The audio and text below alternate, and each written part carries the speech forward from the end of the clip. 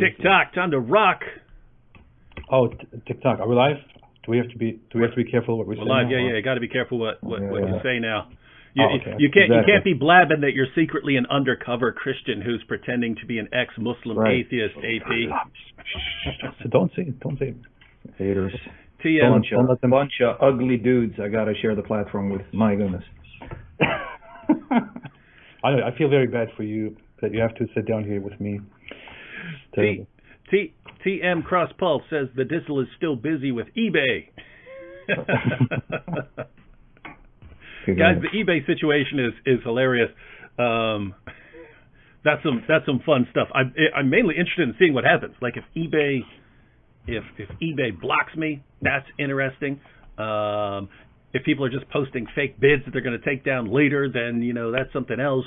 If it actually goes through and people and I've managed to monetize keyboard jihadis everywhere, and now I can fund multiple ministries through my beautiful artwork. That's cool. So no matter what happens, it's fun and interesting. All right, well, ladies and gentlemen, we went live earlier in the day than what I normally do, mainly for our European viewers. So why not, guys? Let me know where you're watching from if you're in Europe, because basically we want to know if this actually helps, because when I go live at 8, I get some complaints saying, "Hey, come on, I'm in Europe." All right, so we're going to cover obviously Muhammad versus the 10 Commandments, and both AP here and Sam Shamoun have been dealing with this issue. AP through his videos, Sam in articles for a very long time, and it's a very important issue. But before we get started, AP, why don't you tell everyone a little bit about yourself? I got a link to both your channels. Both your channels and links to your Patreon accounts are in the description box. But why don't you tell everyone? Did you hear me? Why do I need to introduce myself? I'm the apostate prophet. Who doesn't know me? But go ahead. No, I was trying to say I'm not important. I don't need to introduce myself. I don't need a name. No, you're humble. People do not need to know me. People do not need to know who I am. Anyway, no need for that. So, yeah, I'm apostate prophet, Ridvan Aydemir. I am an ex-Muslim, a former Muslim, who was born in Germany and lived in Turkey and now lives in America. I am a very outspoken Islamophobe who is a big bigot, and I do a lot of work against Islam. Not because Islam is bad in any way, but simply because it's like I have a personal problem with Islam. Just because I don't like Islam, I don't want to practice Islam, which is why I think, hey, why don't I just go and put out some hate against Islam? So that's what I'm doing here, and I do that by going into very deep research of Islamic matters that I personally wouldn't know about because I was never a real Muslim to begin with, although I call myself an ex-Muslim. And yeah, that's what I'm doing. And I have a YouTube channel called Apostate Prophet where I regularly publish videos for money while pretending to be an atheist, whereas behind the scenes I secretly come together and pray with you as a good Christian on a regular basis. Yeah, that's where I am. I occasionally, just so everyone knows, I occasionally detect a hint of sarcasm in AP's comments. That's just me. I could be a little off base there. Hey Sam, here's an actual here's a good quick question from you, because it's pretty cool. People are all over the place, all over Africa, the Middle East, Europe, all the way out to India and Australia and so on. But Sam, this is always an interesting question. Amir said, Sam, were you a Muslim before? And that's kind of historically a kind of maybe a little bit. So why don't you give a little background and answer that question? Okay, let me answer that. I usually don't share that detail because I don't want Muslims to think I'm using that as a platform to open doors. Yeah, like the apostate prophet here. Yeah. And by the way, apostate, I gotta say, you were so humble about you being a nobody. I mean, it was oozing out of your pores. You one gorgeous Turkish beast, and emphasize on Turkey. All right, anyway, but you are from Turkey, right? You big turkey, you. Anyway, but coming to the issue at hand, and I don't like to share this for one reason, because I don't want Muslims to say that I'm just making it up in order to get people to invite me to talk about Islam. Early on, when I was making my way back to faith, even though my background had been Christianity, I ran into an African-American guy named Hallis. Now, he was a member of the Nation of Islam, and this is around maybe 17 and a half, 18 years old. I was around close to 18. I had no idea what Islam was all about. Now, why is that ironic, guys? My parents are from the Middle East. I was born in Kuwait. You would think if anyone knew about Islam, it would be me. But my parents were very nominal Christians, did not talk about Christianity, let alone about Islam. So I learned about Islam from this guy. But I didn't know that his version of Islam was false, because he was a member of the Nation of Islam. So he was a follower of Louis Farrakhan. And he kept talking about the Honorable Elijah Muhammad, the Prophet Muhammad, and Master Farad Muhammad. I had no idea these are different individuals. I'm thinking it's the same person, right? So he talked about the Holy Quran. And then he gave me the Holy Quran, started reading it. And by the way, he called it Holy Quran. I don't call it Holy Quran. I'm sorry. So I'm just repeating what he said. We call it holy, but we have an E in there, Sam. Yeah, holy moly, moly. So start reading it. I was shocked, because the prophets of the Bible, Abraham, Isaac, and Jacob, and Jesus were mentioned quite frequently. And then that got me on a journey. Now, during this time, the internet hadn't caught on. There was no YouTube. So you'd have to go to stores and get VHS tapes. So I learned about Malcolm X, picked up the autobiography by Alex Haley, read Malcolm X, got VHS tapes on Malcolm X, and then when I heard his journey and how he embraced true Islam, I became convinced in my sick, perverted mind, Islam must be true. Muhammad must be a true prophet, but I didn't run into Sunni Muslims. I'm still learning, I'm still green. But then that got me to go back and read the New Testament. So within 2 years, from around 18 to 20, as I'm reading the New Testament, I'm falling more in love with the Jesus of the New Testament and seeing that he's the Son of God. But I'm still convinced Muhammad is a prophet. So 2 agonizing years. In my mind, I'm thinking Muhammad is a prophet, but hold on, the Quran says Jesus isn't the Son of God, and yet the New Testament, Jesus is the Son of God. So finally, after 2 years, by the grace of God, the Lord broke my shackles, and then I came to the conclusion Muhammad was sincere in what he said in many ways. And in other ways, we can see he was a greedy, self-centered. Yeah, I'll refrain from what I was about to say. But anyway, so then I was convinced, because in my worldview, there's a spirit realm, spirit beings exist, Satan exists. I was convinced that the reason why he was sincere is because he may have been demonized, and some evil spirit masqueraded as an angel of light, like we read in 2 Corinthians 11:14, and that's why he was convinced that he was a prophet. And so finally I was able to see him for what he was, and as time progressed, I know what he is, an antichrist, a son of the devil. So that's my journey. And I have to say, I really appreciate you taking a lot of time and explaining that. It was very good listening to you, although it was completely irrelevant and uninteresting. Sure, you're a very good man. But you are the greatest cure to insomnia next to David Wood, and I appreciate you from my heart. Thank you. Now, why don't each of you explain basically why you're continuing down this road, knowing the hostility that you encounter. You could obviously be doing something else right now, because this comes up over and over and over and over and over and over and over again. Every time we talk about Islam, why are you guys obsessed with Islam? Right? Like, wait a minute, your God seems awfully obsessed with us and what we believe. Yeah. Your prophet seems awfully obsessed with us. As soon as we respond, it's, why are you so obsessed with our religion? So guys, why do you now do what you do instead of getting sick of it and doing something else? You want to go ahead, Sam? Well, it's up to you, my friend, because you are the example of humbleness, and I love you for it. No, I'm just kidding. But anyway, all joking aside, my introduction to Islam, apart from that African American, I had a friend, and I know it's going to shock even AP to hear this. Before I got into apologetics, I used to be into bodybuilding and kickboxing. AP, In my day, friend, I know you're gonna doubt this because you're skeptical. You're even skeptical about your skepticism, but that's how you are. But that's how you roll. I was such a great kickboxer. I used to go to all those grocery stores, and I used to kick more boxes all day, all night than any other person in the neighborhood.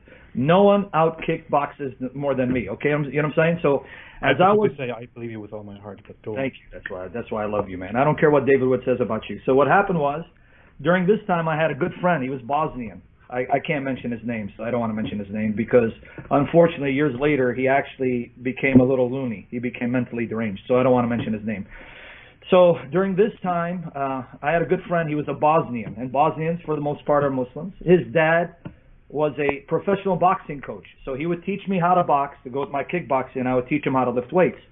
So as I started becoming more zealous about Christianity, I started talking to him about Jesus and being the Son of God, and he started liking it.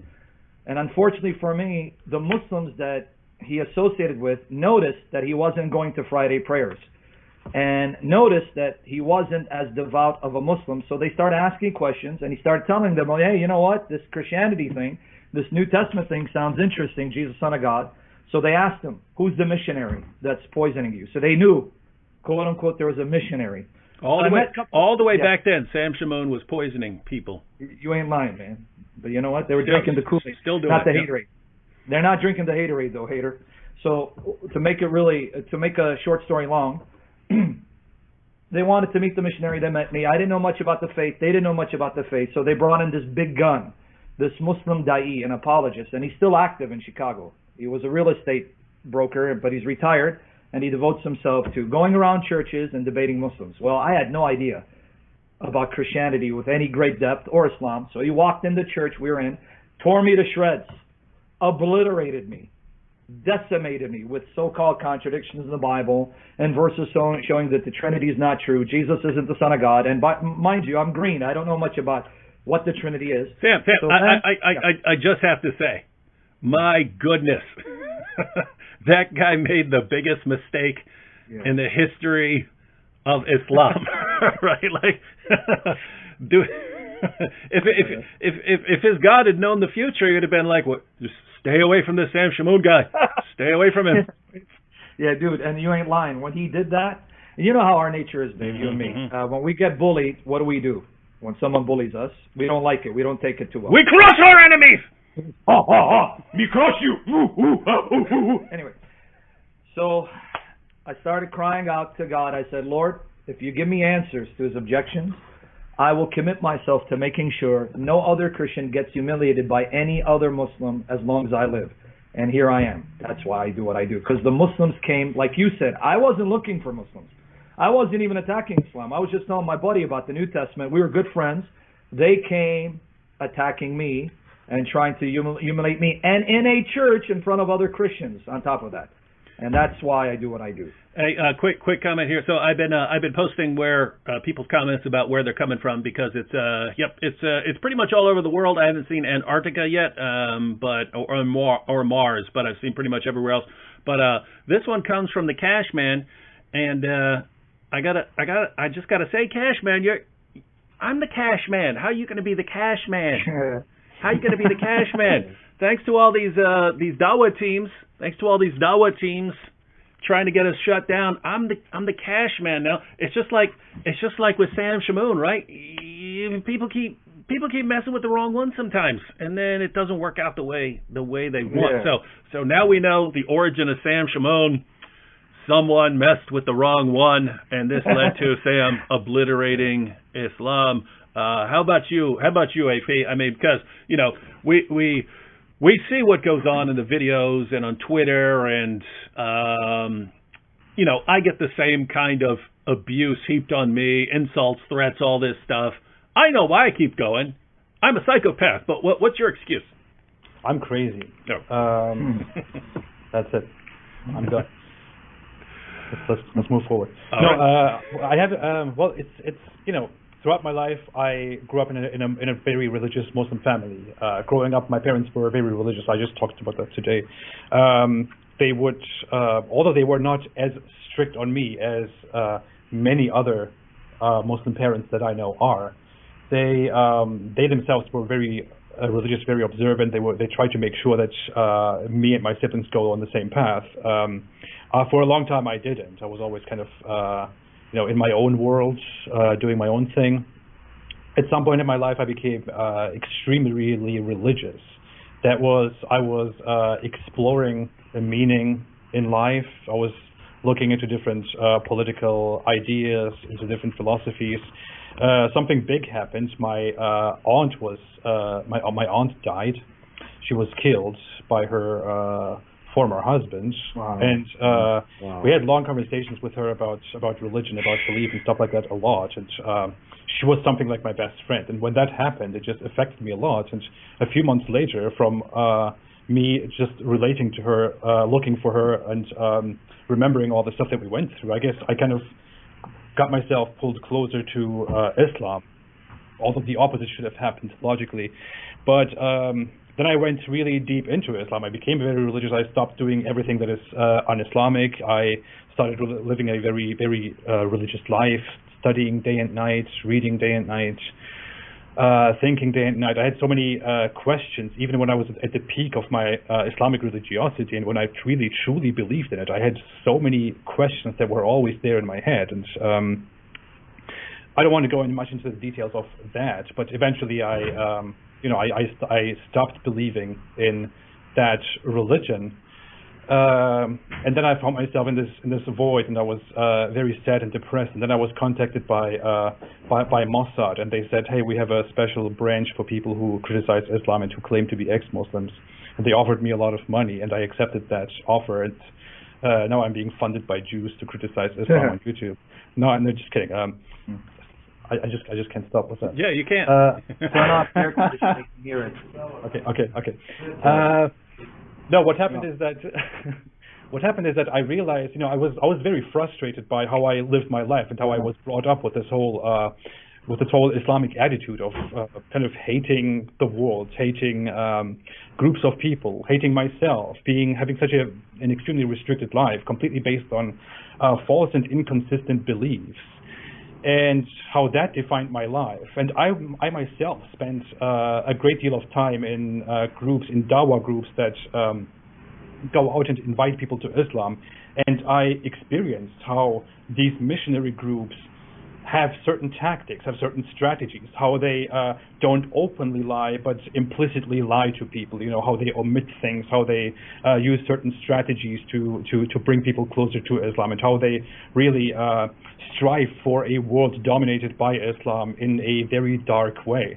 And I just looked at Muslims in the West and missionaries in the world, and how they keep pretending that is not what they are about, and that is not what they are doing. How they keep pretending that the real Islam that we all know, if we just look into it a little bit, was not the real Islam. And they do that. They hide that in the public until people find their way into Islam. Then they reveal the true Islam, and then you are not supposed to leave Islam. So I saw this whole evil thing going on, and I was always a person who was more about doing something, ideologically, or changing something in the world, rather than pursuing my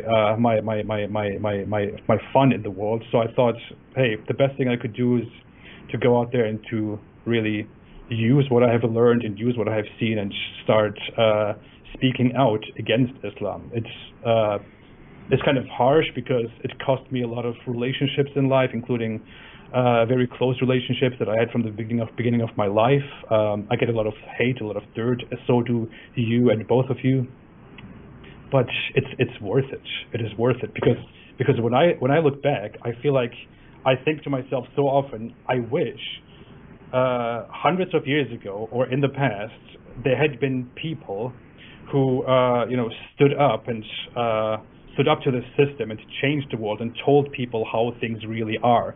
I wish there had been people who put some effort into stopping Islam, into enlightening the world. And I thought, if I feel this way, maybe I should be in my time a person who contributes to this, so that a person in the future doesn't have to wish for the same thing, so that in the future people can live better lives without this terrible ideology that so many people suffer from. So that's kind of what motivates me. And I really don't care how much hate I receive. Although they really think they can demoralize us with that, I really don't care. All right, so now everyone knows Hey, just everyone. let you know. Hey, listen, my mentally challenged, oversized brother walked in. He turned on the air condition. He'll turn it off when he leaves. So just let you know that's beyond my control. You didn't smash him? I can't because I don't want it to be recorded on YouTube and used against me in the court law. That's probably why he knows he can get away with it. He's like, oh, Sam's live now. Now I can get away with it, so he can't even smash me. Yeah. All right. You're good. All right, ladies and gentlemen, well, now that everyone knows everybody, we are going to talk about Muhammad versus the Ten Commandments. I just have to point out that I wanted to, I hope this was impressive enough. I wanted to make this as impressive as possible to put myself, to make myself look very good in front of everybody. I hope it worked, and I appreciate the time that you gave me for that. But I am impressed by the fact that what should have taken 2 minutes, it took you about an hour. You are massively impressed. You have a talent, man. I mean, there's no one like you. I love you, man. I love you. I appreciate that, Sam, very much. And for your sarcastic intros there, Yemeni said, AP, did you let Muhammad Hijab write your bio? All right, so we have a bunch of countries around the world all watching our discussion here of Muhammad versus the Ten Commandments, and there are kind of a couple different issues. I wanted both AP and Sam on for this one because AP's been making videos dealing with these topics. He recently posted a video arguing that whoever started Islam didn't seem to know much about the earlier Abrahamic religions, and in an earlier video before that, that Allah seems to have forgotten his name, which he once thought was important. But that would actually fit in, right? I mean, you know, if Muhammad is receiving his revelations when he's in Mecca, and he's receiving these, hey, you know, to you be your religion and to me be my religion, and Muslims tell me there he meant what he said. But, you know, later in Medina, he's receiving revelations, fight those who do not believe in Allah. And they say, no, he doesn't mean that. It seems like Allah's cognitive faculties are kind of wearing down over time. So you can imagine he's going to forget. He's going to forget all sorts of important details, even his own name apparently. So we're gonna deal with those kind of issues here at the beginning, and AP can share his thoughts on it. It is kind of weird because he's an atheist talking about Muhammad not knowing about the Bible, but it's actually our view, right? Like Sam and I, we use the Islamic dilemma, but guess what? You know, even if you don't believe in the Bible or the Quran, you can use the Islamic dilemma and say, hey, the Quran affirms the Bible. I don't believe in the Quran. I don't believe in the Bible, but the Quran affirms the Bible and contradicts the Bible, and therefore Islam has a problem. And same on issues like this. So AP is going to cover kind of some of these issues. Sam, you can jump in on these same issues. Then after we spend a little time on that, we're going to show that Muhammad actually broke. Sam, is it all of the Ten Commandments? Every single one of them. My goodness. I can't post the link here, but I'm going to give it to one of the mods, your mods, to do so. I will add it to. I will add it. You talking about your blog article on this? Yeah. I'll add it to the description. Every single one. I'll add it to the description, and you can cover. I'll add it to the description for more information. But yeah, this is so interesting, right?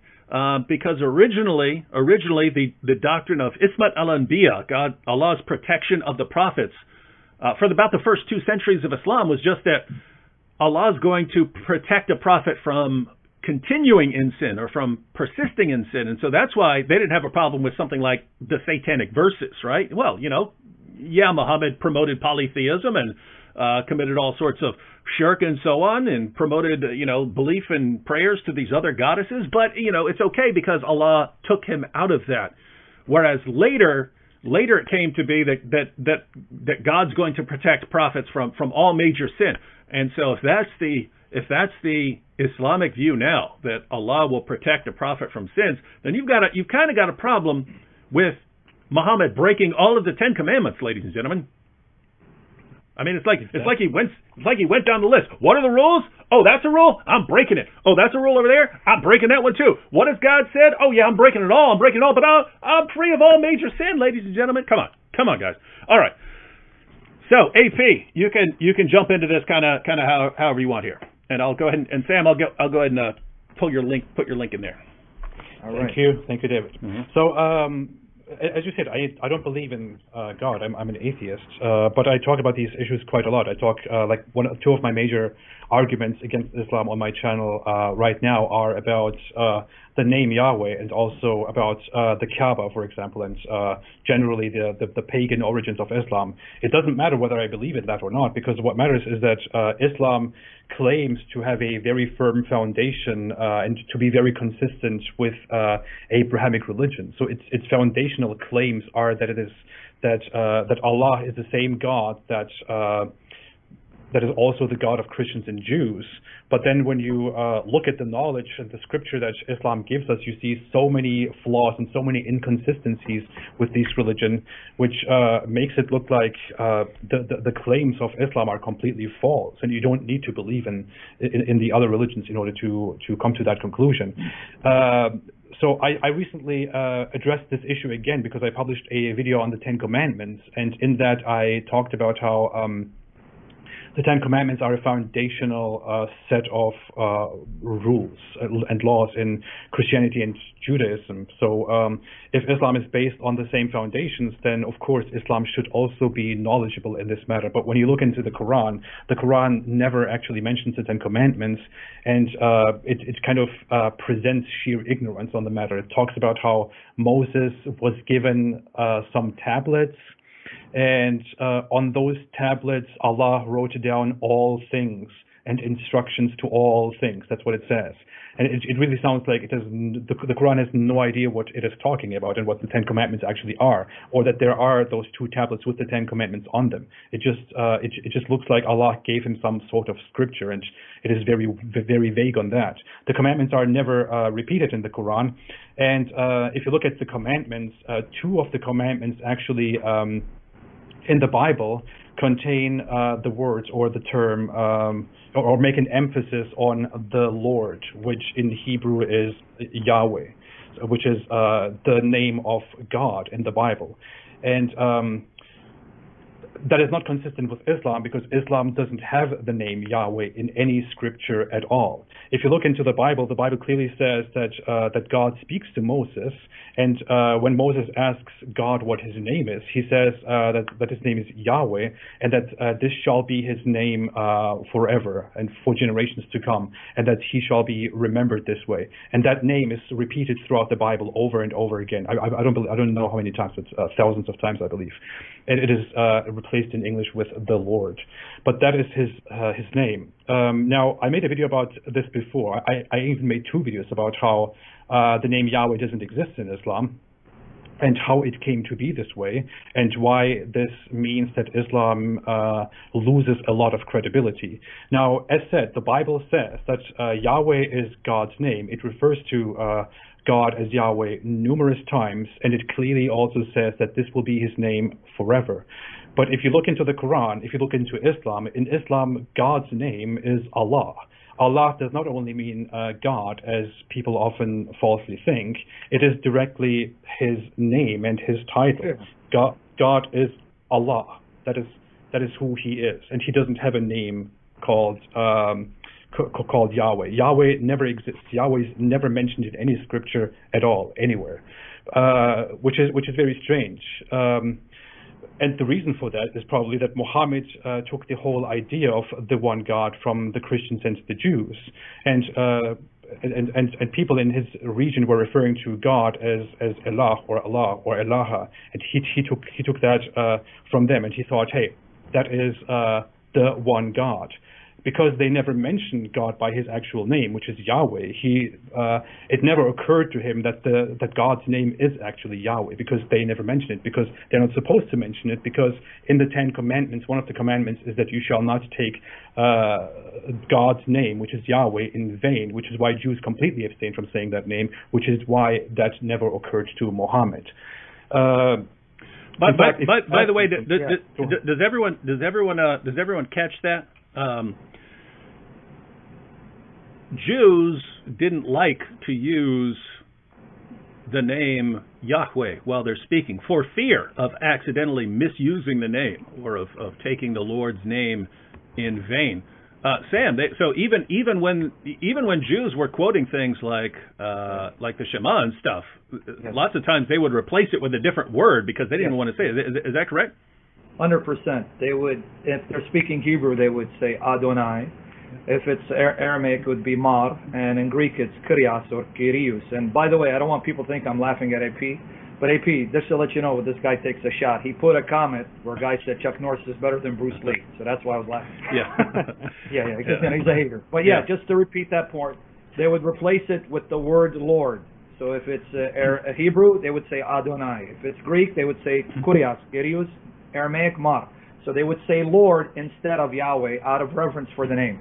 Yeah. So guys, just to be clear, because this is a very important point that AP is covering right now, namely that think about two possibilities here. Either Muhammad is getting his revelations from Allah, in which case Allah should really know what he's talking about when he's talking about the previous scriptures and the previous revelations and so on, or Muhammad's he's just picking this stuff up from Jews and Christians and the people around him.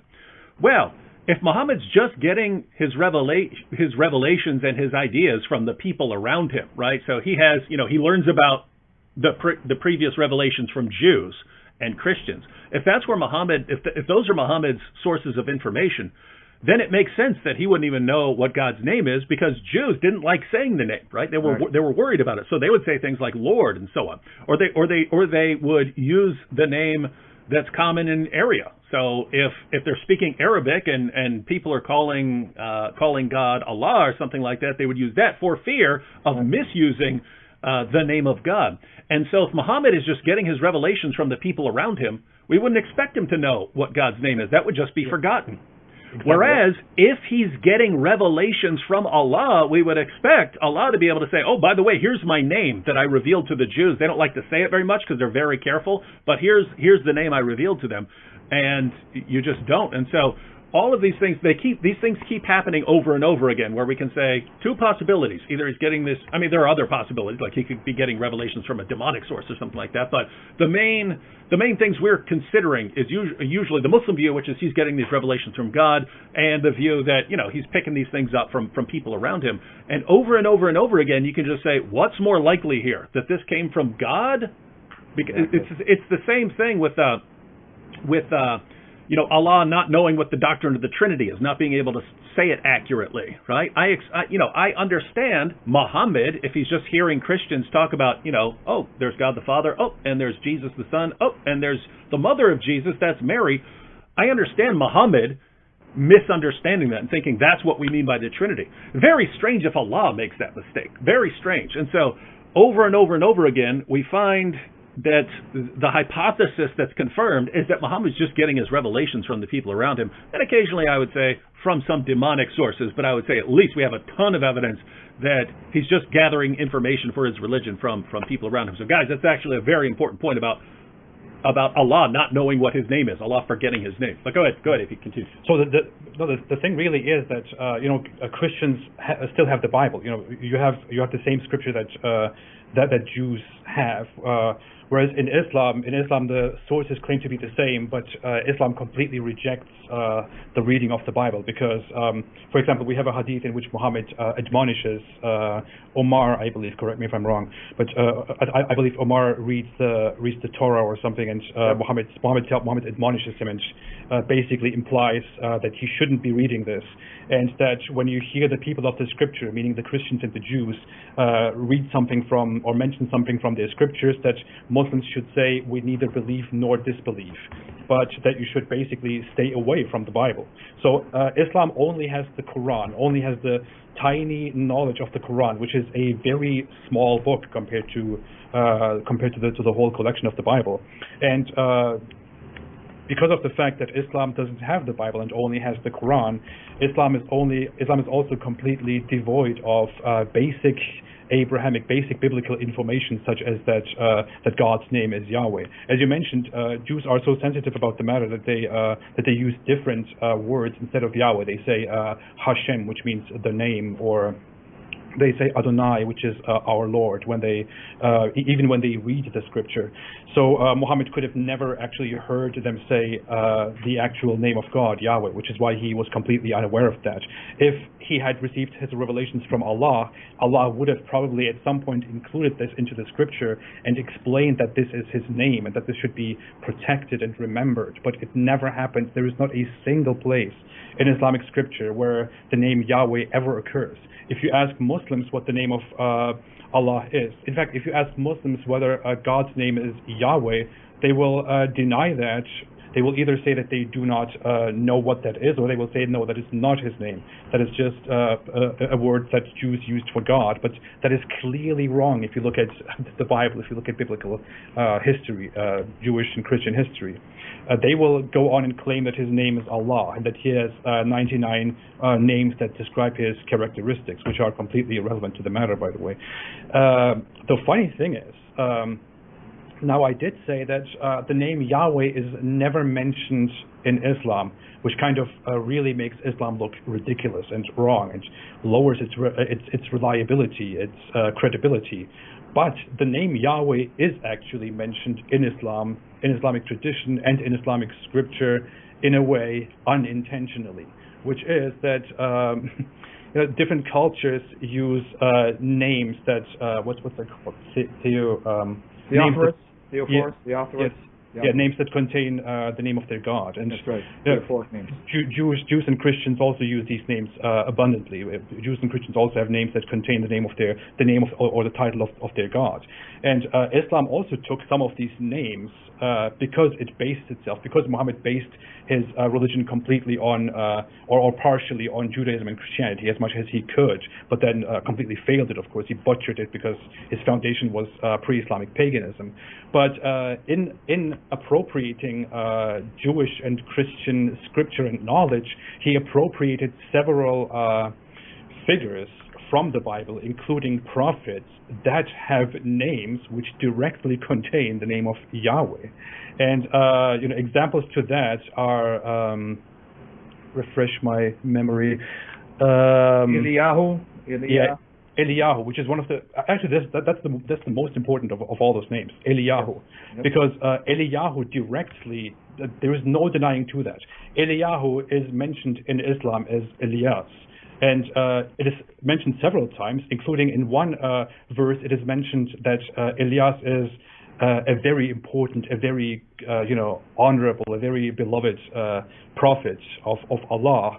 But when you break the name Elias down, which is Eliyahu originally, it literally means my God is Yahweh.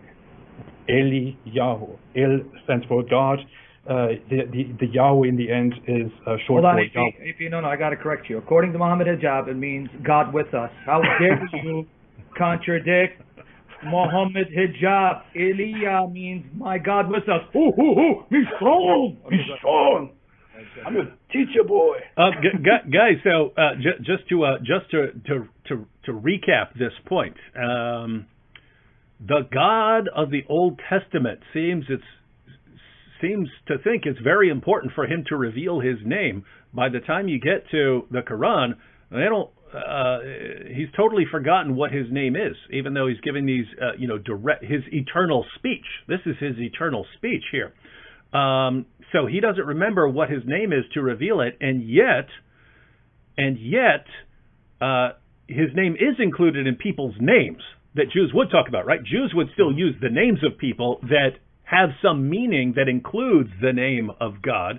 And notice, all of this is exactly what you would expect if Muhammad's just getting his source of information is Jews and Christians and pagans and so on, and he's just sort of compiling this into his religion. By the way, William Young, he put it, as I was saying it, I was thinking, as I was saying this earlier, I was thinking, hey, you could actually make a Bayesian argument out of this. And William Young said, you could formulate a Bayesian argument against Islam from the absence of Yahweh as God's name. Yeah, you could make an entire series of arguments. And how this would work is, Bayesian arguments are very good at comparing the impact of evidence on two hypotheses. So you say, on the assumption that this hypothesis is true, so on the assumption that Islam comes from God, How surprising is it that God forgets his name? Well, it's pretty surprising. You would expect him to remember his name. However, on the assumption that Muhammad is just getting his revelations from the people around him, how surprising is it that he doesn't know the name Yahweh? Well, not surprising at all, right? So there you would say the evidence favors one hypothesis over another. But you can do this with like 50 different pieces of evidence and show that the evidence always favors the hypothesis that Muhammad's getting this stuff from the people around him rather than from God. And so, yeah, I don't know if anyone's done that sort of thing before, but I'm sure I could. I just wanted to ask both of you guys one thing, though. Mm-hmm. If Elias does not correspond to the Hebrew form of the name, because that would come from Greek, why is Allah inspiring Muhammad? That's a good one, too.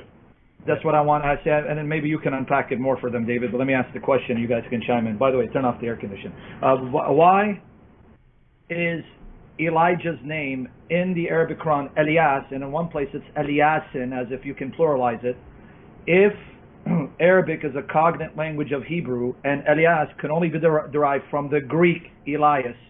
Why is that in the Quran? I'm really baffled. Can you guys help me? That's another one you can make a Bayesian argument out of. Guys, you get that? It's the same thing with Injil, right? You have whatever words were originally being used in Hebrew and Aramaic, but Allah seems to frequently use the Greek, the Arabic versions of the Greek words rather than the Arabic versions of the Hebrew words or the Hebrew words themselves, and so on. So once again, far more probable. This is far more probable if Muhammad is just listening to the people around him rather than the idea that this is the eternal speech of Allah. This is Allah's eternal speech. Why is Allah in his eternal word saying, you know what form I'm going to use in Arabic? I'm going to use the Arabic version of the Greek version of the Hebrew, right? Why is he doing that? And just giving us this opportunity to make fun of it. Dave, you're confused. That's just one of the many qiraat. The other qiraat got it right. What's wrong with you? And it was in the copy that the goat ate. That goat ate some holes in the narrative. All right, AP. There are some more issues. Like we talked about the name Elias or Eliyahu in its original, and the Quran adopts Elias, which doesn't sound like the original, which clearly says my God is Yahweh, which should be clear to everybody. I mean, I knew Muslims whose name was Elias, and I even had one guy who was an imam called Elias, and I prayed behind him, not knowing that I'm praying behind a guy to Allah, a guy whose name is my God is Yahweh, which is very ironic, right? I mean, when Jews use the name Elijah or Eliyahu, they are saying my God is Yahweh. When Christians use the name Elijah or Eliyahu, they say my God is Yahweh. When Christians use the name Elias, they are also saying my God is Yahweh without knowing that their God is Yahweh, because their God's name is Allah, which is so interesting, isn't it? I mean, Muslims who know someone called Elias or who have opened the Quran and read the word Elias should really think about where this is going and how this could have happened. But if we want to depart from the example of Elias, which was adopted from Greek into Arabic, there are several other names in the Quran, including the name of Zechariah, for example. He is mentioned as Zechariah in the Quran, and Zechariah also literally means Yahweh remembers. Correct me if I'm wrong, but Yahweh remembers. That's what Zechariah means. Another example is Yahya in the Quran, and Yahya means Yahweh is gracious, for example. There are several other names. There is in the Hadith, for example, Yusha is mentioned, which I believe shares the same meaning as the name of Jesus, right? Right, for sure.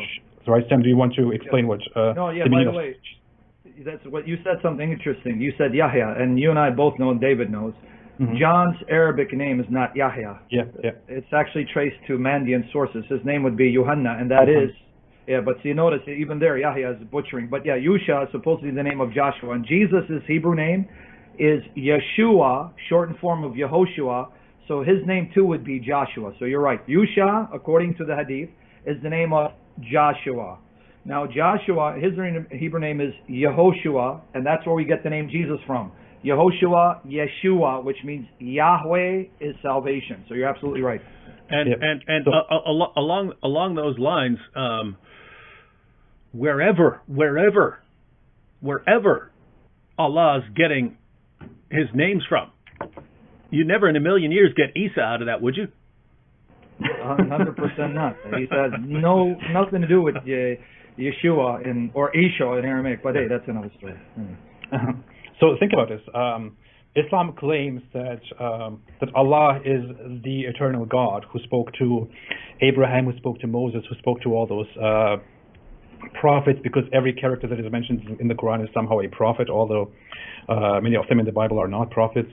But so Islam in the Quran claims that it was Allah who spoke to everybody, and that He is Allah, that He is the one God.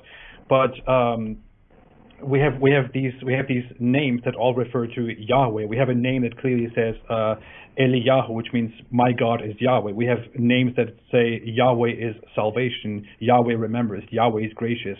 In the Bible, we have so many more examples of other names that also contain the name Yahweh. Many of them are missing in the Quran, but there are so many more examples. For example, I can think of Obadiah right now, or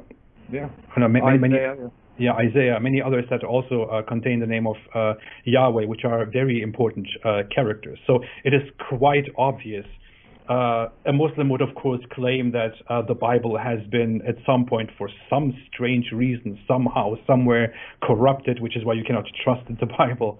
But you see that that the Jews have and Christians have traditionally, historically, these names that clearly refer to Yahweh as the one God and as the name of God, whereas you don't find Allah anywhere except for Elohim in the Bible, which just means God, or which just refers to the word God, which is what God is, not what His name is. So that is an entire concept that is missing in Islam, and which completely exposes Islam as an ignorant religion that is simply based on what Muhammad heard and thought about monotheistic belief. And we could go forever about how Muhammad's religion is actually based on pagan origins, including the Kaaba and pagan temples in Arabia, and pagan practices in Arabia, like the black stone, or circling the Kaaba, or putting these white dresses on, or sacrificing things around the Kaaba, and so on. But this is just one major point which really exposes Islam as an ignorant religion, and this is part of why the Ten Commandments do not exist in Islam, and why even if they existed, even if they were adopted as they are from the Bible, then they wouldn't make sense in Islam, because they contain two emphasis on the name Yahweh, which does not exist in Islam. So, there's that. And quick question right here, and then let's see. So John Beatty says, just curious, how would you say Yahweh in Arabic? The idea here, John Beatty, and you guys can correct me, but generally, if you're doing transliteration or something like that, then you try and replicate the sounds, right? Like we're speaking English right now, so we say Yahweh. That's supposed to be as close as we can get.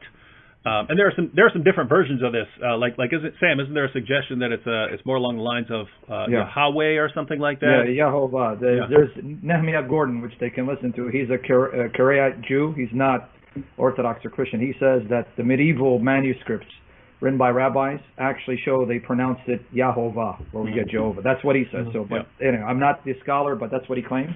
Yeah, so the idea is different languages sometimes have different sounds, right? Like even AP, he grew up in Germany. Even in Germany, we don't use the ch sound very much in English. And then you get to Semitic languages, and they use them. So basically, if you're taking one word and putting it into another language, you try and come close. But sometimes the word can go through multiple languages when it gets there, right? Mm-hmm. So just take my name, right? So in English we say David. In Arabic they say Daoud, but notice that's pretty similar. In Greek they say David. Nowadays they say Davida, because I heard them call me that, David. But notice it's very similar, but there's some alterations in sounds because these sounds are more common in the languages. But the issue arises when sometimes a word goes from Hebrew or Aramaic to Greek to something else, or go from Hebrew to Syriac to this to that, and then eventually gets in the language. And since it changes a little bit each time, you end up with something very, very different. So with Islam, the question is, why is Allah using all these words that seem like they went through Syriac or they went through Greek or something like that? Why is that making any sense? It would make sense if he wasn't claiming this is his eternal speech. Looks like Allah's eternal speech has a lot to do with, you guys see the problem? Yeah, it's like, wait, this is his eternal, perfect, eloquent Arabic speech, and it's looking like he's getting all these words that are, you have foreign words, you have, in the case of Isa, something that's not connected to anything. It looks like it's just a big mistake. And then you have words that, Allah just seems to take his words from any direction. And once again, that seems much more probable on the assumption that he's just getting his revelations from the people around him. Now, AP... Dave, let me add this. I wanted to add this part to confirm what you're saying about how Allah's getting words from, let's say, Greek. One of the names given to the adversary in the Quran is Iblis. Guys, don't take my word for it. Iblis doesn't come from Hebrew. It is actually the Arabic form of the Greek diabolos. Diabolos, and comes from Greek, Syriac, you get Iblis. So why does Satan have a Greek name? Can you explain that to me, David? I'm really confused. Yeah, same thing with Injil. That's the word for gospel, and that's like, isn't that like the Syriac version of the Greek word? Yeah, so it's like Evangelion or something like that. Right? Evangelion, yeah. So instead of using the word, a Hebrew word, and then putting it into Arabic, Allah uses a Syriac word that came from the Greek, right? And it's like, what's Allah doing here? All right, AP, we know you have funny, yeah. We know you have some stuff from your recent video, but I think Sam, if you want to start going through these points, and then after you show how Muhammad violates these, then AP, you could talk about Muhammad, why he violated them, namely that he didn't even know what they are. Yeah, I want to add something quickly to the whole discussion about the name Yahweh or Jehovah. It's kind of funny. The premise of this, of us sitting here and wondering what the actual pronunciation of the name is that the name was so sacred, so important, and that the Jews were so sensitive about this matter, about his name, that they didn't pronounce it, and it was preserved through scripture, which even the Jews, as they were reading it, didn't pronounce as it is. It was so holy, so sacred, that they didn't say the name, and the actual pronunciation got lost over time. And we only have the letters that stand there. So that is the premise of the matter. And it is so important, but yet it is non-existent in Islam. Islam doesn't even care.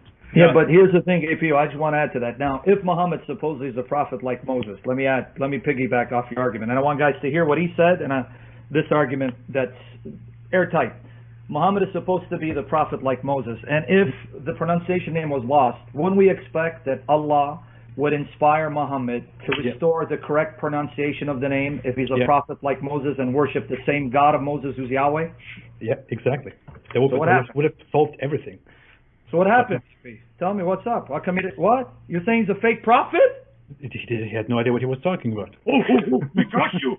All right, go ahead. I'm your teacher, boy. Okay, you're supposed to go ahead. You're supposed to talk about the Ten Commandments. Well, I can go in any order you want me, Dave. You want me to start with his how he violated the immoral?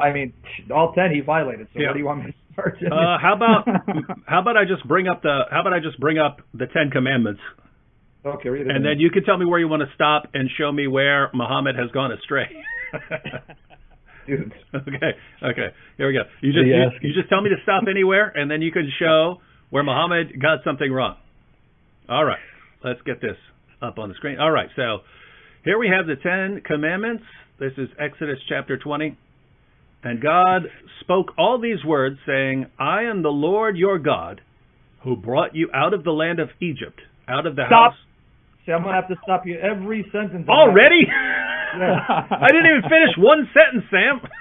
Yeah, I mean, I'm not exaggerating. It's all documented. Even right there, you got to stop. Notice he said, "I am Yahweh, your God." Okay, already AP did an excellent job of showing the name's Yahweh. But to add to it, the God of Israel is a spiritual father to his covenant people. The God of Israel is a spiritual father to his covenant people. Exodus 4:22-23. For the sake of time, I'll just read Exodus 4:22-23. You shall tell Pharaoh, Yahweh says, Israel is my firstborn, my son, my firstborn. Israel is my son, my firstborn. Exodus 4:22-23. And I've said to you, let my son go, that he may serve me. And you have refused to let him go. Behold, I will kill your firstborn son. So right off the bat, the God of Israel is the spiritual father of Israel. And he says, Israel's my firstborn son. Among all the nations, I have formed and set apart this nation to be my first son. Implication, other sons will follow, meaning other nations that turn to the God of Israel will be sons and daughters of God. And yet, in the Quran, chapter 5, verse 18 of the Quran, and I'll just give you the references, guys, chapter 5, verse 18, there when the Jews and the Christians told Muhammad, chapter 5, verse 18 of the Quran, we are sons of Allah, his beloved. And the responses say, why then does he punish you for your sins? Nay, you are but mortals that he created. So what did Muhammad say? My God is not the father to the Jews or the Christians. Why? Because in chapter 19, verses 88-93, Allah says the highest relationship you can have with Allah, this is chapter 19, verses 88-93, is a slave to master relationship. So right there, the God of Israel is the father of Israel spiritually, not biologically. And Muhammad's God isn't. And then real quickly, the God that brought Israel out of Egypt is the triune God. And I'm not making this up. Just from the Old Testament, the God that saved Israel was Yahweh, the divine angel of Yahweh, and the Holy Spirit. And just for the sake of time, in Exodus 14, verses 19-20, Exodus 14, verses 19-20, who was there with Yahweh saving Israel? The angel of God. The angel of God who went before the camp of Israel moved and went behind them, and the pillar of cloud moved from before them and stood behind them. So the angel is there directing the cloud, saving Israel from being destroyed by Pharaoh and his armies right when they arrive at the Red Sea, and it's split by the power of God. So the angel is there. This is also confirmed in Exodus 23, 20-21. Real quickly, Exodus 23, 20-21. Behold, I send an angel before you, to keep you by the way, and to bring you into the place which I have prepared. Pay attention to him and listen to his voice. God is speaking about the angel. Listen to his voice. Why? Don't provoke him, for he will not pardon your disobedience, for my name is in him. Now, Dave, help me understand this. God says, don't mess with this angel, because he has the power to forgive you or condemn you in your sins. Why? Because he embodies my name. How can a creature embody the name, the nature of God, and do what only God does? Because even the Quran says, in chapter 3, verse 135, who can forgive sins but Allah alone? Isn't this proof this angel is no mere creature, Dave? Sounds like something interesting is going on. Mm-hmm. And the final one, where the third person.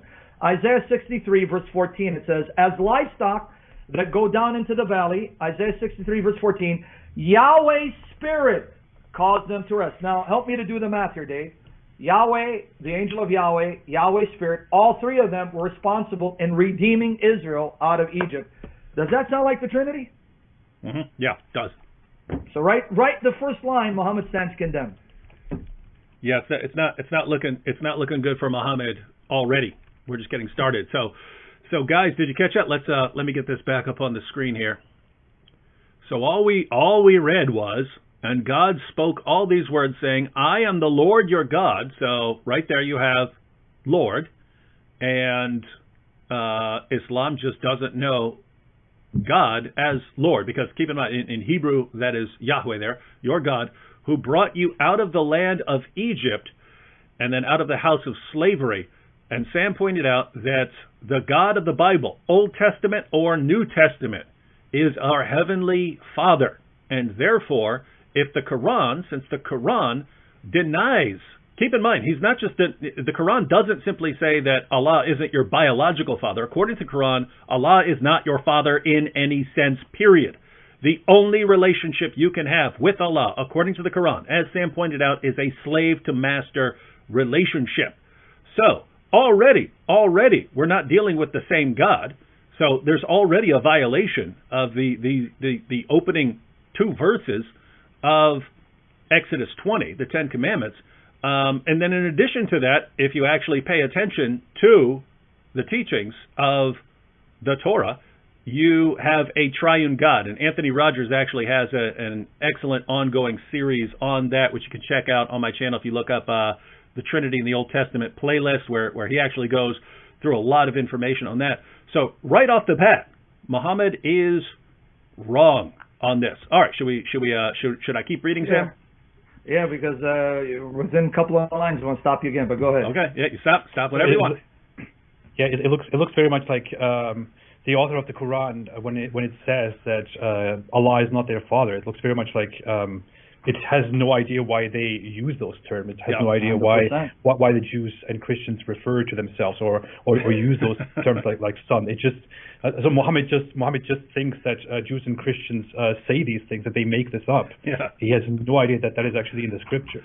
Yeah, so, guys, did you catch that? So God reveals in the Old Testament and the New Testament that he has a special relationship with people.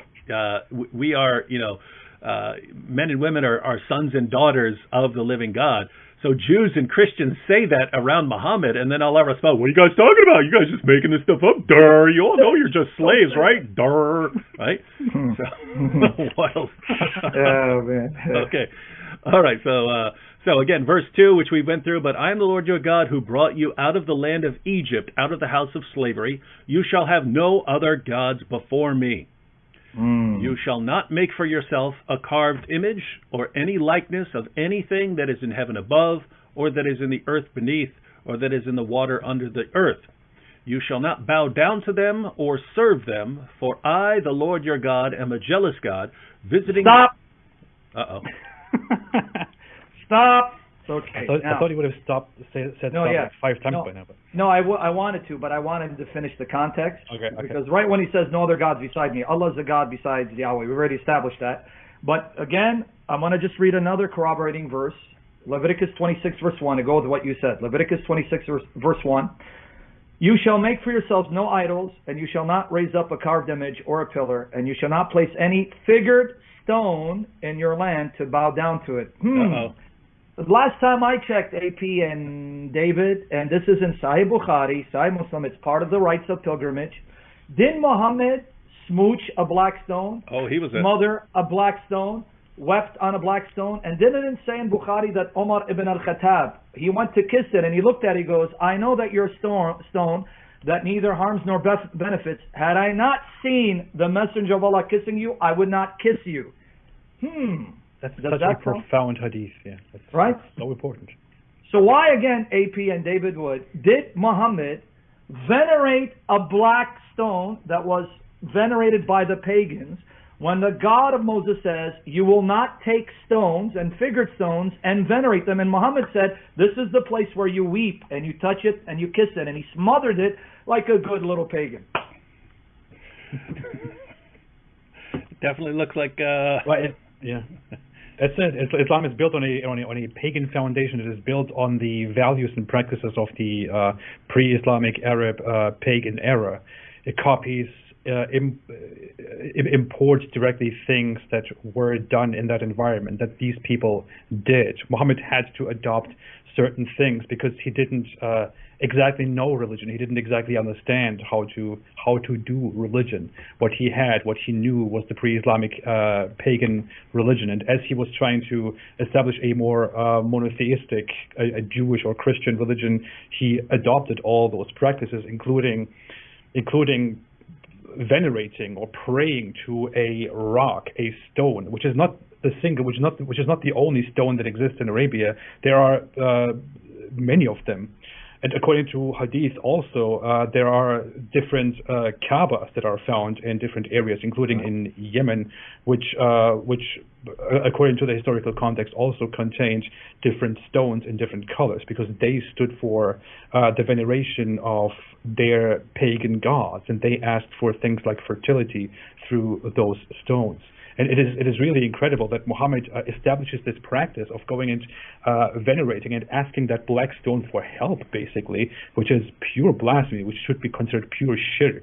And even his dear friend and future caliph, Omar, looks at the stone and says, I wouldn't be doing this because I know you can't help me.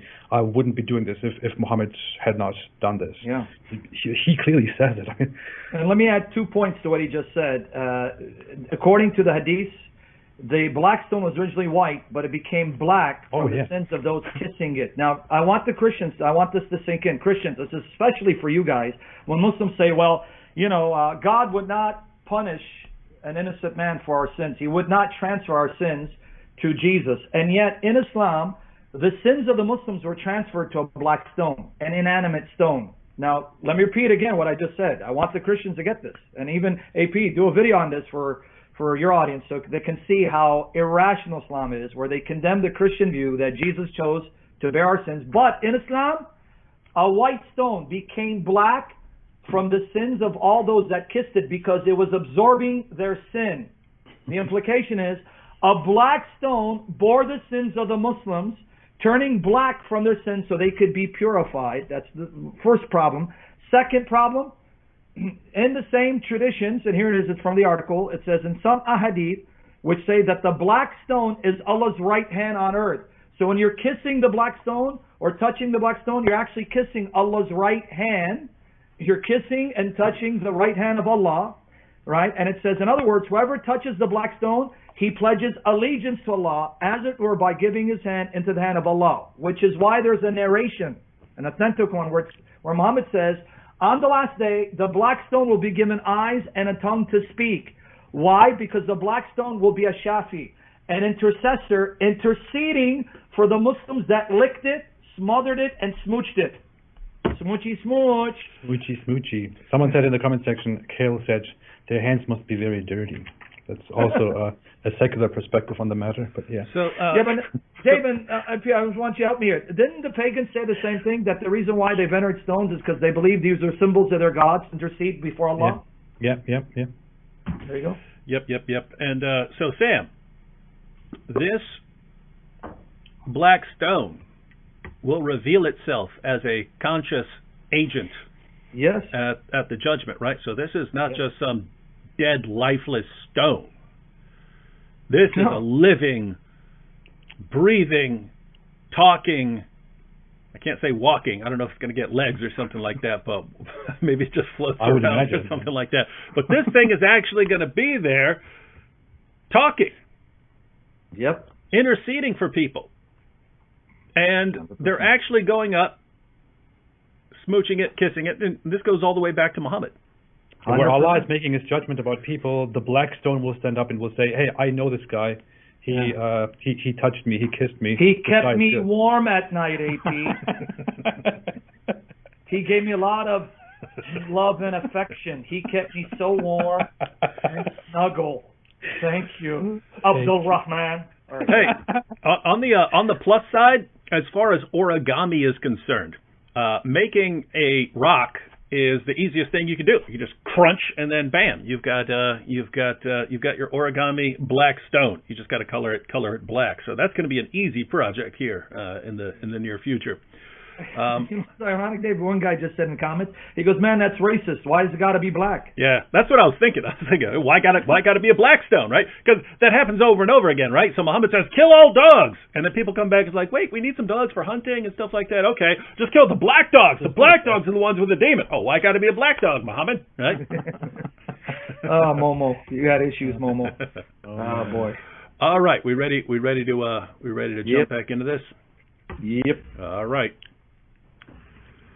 So you shall not make for yourself a carved image or any likeness of anything that is in heaven above, or that is in the earth beneath, or that is in the water under the sea. You shall not bow down to them or smooch them. Doesn't say smooch them, but that's obviously included here. You should not. But by the way, Sam. Yeah. When the Israelites went astray, started kissing stones and venerating stones, when you would finally have a righteous king in Israel who would say, "Hey, we need to get away from this paganism," what would the righteous king do? Yep, this is found in 2 Kings chapter 18, verses 3 and 4, but read verses 1 to 4. 2 Kings chapter 18, verses 1 to 4. The righteous king Hezekiah, when the Israelites took the bronze serpent and worshipped it as a deity, they start worshiping it with other idols. It says Hezekiah destroyed the bronze serpent, which they called Nehushtan. So the true God will not allow any of his true followers to take an object and deify it and make it into a god that intercedes for them. And that's what he did. Hezekiah, 2 Kings chapter 18, verses 1 to 4. Right there. All right. You shall not bow down to them or serve them, for I, the Lord your God, am a jealous God, visiting the iniquity of the fathers on the children to the third and the fourth generation of those who hate me, but showing steadfast love to thousands of those who love me and keep my commandments. Mm-hmm. I want to say something quickly. I find it very ironic when Muslims refer to Zoroastrians. Like in the past, I heard this quite often. It is also mentioned in some Islamic books, also in the translations of certain hadith. Zoroastrians or Magians are often referred to as fire worshippers. But if you think about it, Zoroastrians don't actually worship fire. They only use fire as a means to worship the truth or worship God. So they basically do the same thing that Muslims do with the Kaaba. Muslims don't worship the Kaaba, they just bow toward the Kaaba or venerate the Kaaba and do that in order to worship God. And Zoroastrians, venerate fire and bow toward the fire in order to worship their God. But so many Muslims, including Muslim scriptures, refer to Zoroastrians as fire worshippers in a derogatory way. Shouldn't then, by the same logic, Muslims be the rock worshippers or Kaaba worshippers? 100%, yeah. And by the way, I didn't add that point because I was just focused on the black stone, but I think we need to add this too, Dave, for the sake of the Christians here who may not know. Even the Kaaba, when they face the Kaaba, as AP's been saying it, I don't know if you've been catching it, he's not just referring to the black stone, but the Kaaba structure itself. When Muslims bow towards the Kaaba, that's idolatry itself. Now, I've heard the objections by the Muslims saying, well, hold on. The Jews in the Old Testament would face the temple in Jerusalem and bow to it. Now, let me explain the difference. And Christians, this is not being inconsistent or duplicitous. It's being consistent with what the Bible says about the temple. So write these verses down, because we're not going to look at them, but just write these references down. 1 Kings chapter 8, verses 12 to 13. 1 Kings chapter 8, verses 12 to 13. Read the entire chapter. And then you go to 2 Chronicles chapter 6, verses 1 to 2. 2 Chronicles chapter 6, verses 1 to 2. And read the entire chapter. And then 2 Chronicles 7, verse 12 and verse 14. 2 Chronicles 7, verse 12, 14. Read the entire chapter. God says that I will dwell in the temple in a unique way. So whether you're an atheist or not, it's irrelevant to at least what the text says. The text is saying the God of Israel is going to localize his presence in a unique way, in a real way, so that he's truly present in the temple, though he's not bound to it. This is confirmed by Jesus in Matthew 23:21, where he says, if you swear by the temple, you not only swear by the temple, but you swear by him who lives in it, who dwells therein. So when the Jews are bowing to the temple, it's not the temple. It's because they take God at his word. They believe God when he says, my name dwells here. My presence is here in a unique way, in a localized way, without being bound to it, because he's still in heaven, while his presence is in the temple. So they're bowing to the God who lives in the temple.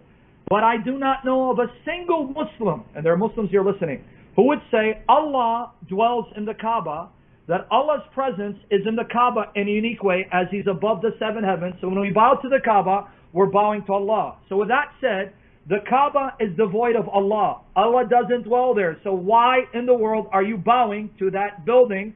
That's idolatry too. That deserves a whole video topic, a whole complete analysis. It's really important. Yeah, guys, do you understand the significance of the point here? We brought it up in various contexts, but Muslims around the world all pray facing this cube, which just so happens to be the same cube that the pagans of Mecca bowed down, right? The same black stone that Muslims go and kiss and smooch is the same black stone that the pagans of Mecca, the same environment that Muhammad grew up in. It's the same one, right? But you ask, hey, Muslims, why are you bowing down to this cube, and why are you smooching this black stone? Oh, because Muhammad did it. Muhammad did it. We're doing it because Muhammad did it. Well, why, if Islam is really the religion of pure monotheism and devoid of idolatry, why would your prophet tell you to bow down to this cube that was a pagan shrine and to smooch this black stone, which is supposedly conscious and is going to intercede for you and so on? Why all of this stuff that looks like idolatry? We just needed a direction of prayer. And that's amazing. If I went to any Muslim and I showed them, look, here's a picture of, darn, I'm getting an idea now. I should do this, right? I should take a picture of Muslims worshiping at the Kaaba, replace the Kaaba with this cup, and say, would you consider this idolatry? If everyone was bowing down to this, and they just said, oh, well, our prophet said to do it, and we need a direction of prayer, so that's the only reason we're doing that. If everyone is bowing down to this bottle cap, right? Wouldn't you think there's a problem? Why? Why? Why are you bowing down to that thing? To that thing? You claim to be the religion that's free from idolatry and so on. And from all outside appearances, Islam seems like the most idolatrous religion in the history of humanity. It's constant, over and over and over again throughout the day, bowing down to a big pagan cube. That is so funny. I haven't actually thought this deeply about a certain matter. I mean, I talked in the past about the Kaaba and about how, according to the Sirah and even according to the Quran, not in complete detail in the Quran, but we know that Muslims, according to the early biographies, at first prayed toward Jerusalem as the Jews do. So they imitated what the Jews are doing. I don't know if you've just mentioned these details, Sam. But they did what Jews were doing because Jews were doing it and because Jews were monotheists. But Jews were just doing this because, as you said, for them that has actually value. They are actually praying toward, the house. They're actually praying toward the location of God, the representation of God. And Muhammad and his people supposedly did that for temporarily for a while. But then Muhammad was so upset by Jews mocking him that he turned around and started praying toward the Kaaba, toward Mecca, which was then even announced in the Quran, where the Quran says that Allah now wants Muhammad to pray toward Mecca, where he always wanted to pray to, and that the former direction, so praying toward Jerusalem, was only to test who are the true believers. So what Muhammad does is that he actually adopts the concept of praying toward a location of God as the Jews did, but then Islam turns it around and prays toward Mecca, which completely rejects such a notion that Allah has a house and a location. So, so the point, this needs to be, summarized and analyzed. I would actually love to make a video on this. He adopts the system, but then does it in a different way, and then completely rejects the entire concept because he doesn't know why Jews pray toward that direction to begin with. He forgot. He forget. That's like his God. All right, let's continue going through the Ten Commandments here. All right, so 7 was, you shall not take the name of the Lord your God in vain, for the Lord will not hold him guiltless who takes his name in vain. Yeah. Remember the Sabbath day to keep it holy. Stop. What? Yeah, but if you want to finish it, go ahead. I'll let you finish because it goes from 8 to 11. But remember the Sabbath day. Stop. And by the way, in a future session, maybe we'll do a session where how the New Testament fulfills all those commandments in Jesus. Because I don't want Muslims to say, well, hey, you Christians, you violate 10 commandments too. No, we don't. It's fulfilled in Christ. They're fulfilled, yeah. Yeah. But now finish it because he violates the Sabbath, but finish it so people get an idea why God sanctified the Sabbath. All right, so remember the Sabbath day to keep it holy. 6 days you shall labor and do all your work, but the seventh day is a Sabbath to the Lord your God. On it you shall not do any work, you or your son or your daughter, your male servant or your female servant, or your livestock, or the sojourner who is within your gates. For in 6 days the Lord made heaven and earth, the sea, and all that is in them, and rested on the seventh day. Therefore the Lord blessed the Sabbath day and made it holy. Now here's what's funny. AP brought up in his video, and you guys got to watch the video. Muhammad affirms the 6-day creation of the Pentateuch, the Genesis account, in several places. He mentions Allah created all things, heaven and earth, in 6 days. Let's look at some of the verses. Chapter 7, verse 54 of the Quran. Chapter 7, verse 54. Surely your Lord is God, who created the heavens and the earth in 6 days. I wonder where he got that from. Then sat himself upon the throne, covering the day with the night. It pursues urgently, and the sun and the moon and the stars, subservient by his command. Verily his are the creation and the command. Blessed be God, the Lord of all being. Chapter 50, verse 38. It's relevant to this topic. 50, verse 38. There are several more, but chapter 50, verse 38. We created the heavens and the earth, and what between them is, in 6 days, and no weariness touched us. Did you guys catch that last statement? No weariness touched us. Because in Genesis chapter 1 and 2, after God finished creating the heavens and the earth in 6 days, it says, he saw everything was very good, and he rested and sanctified the seventh day, calling it the Sabbath.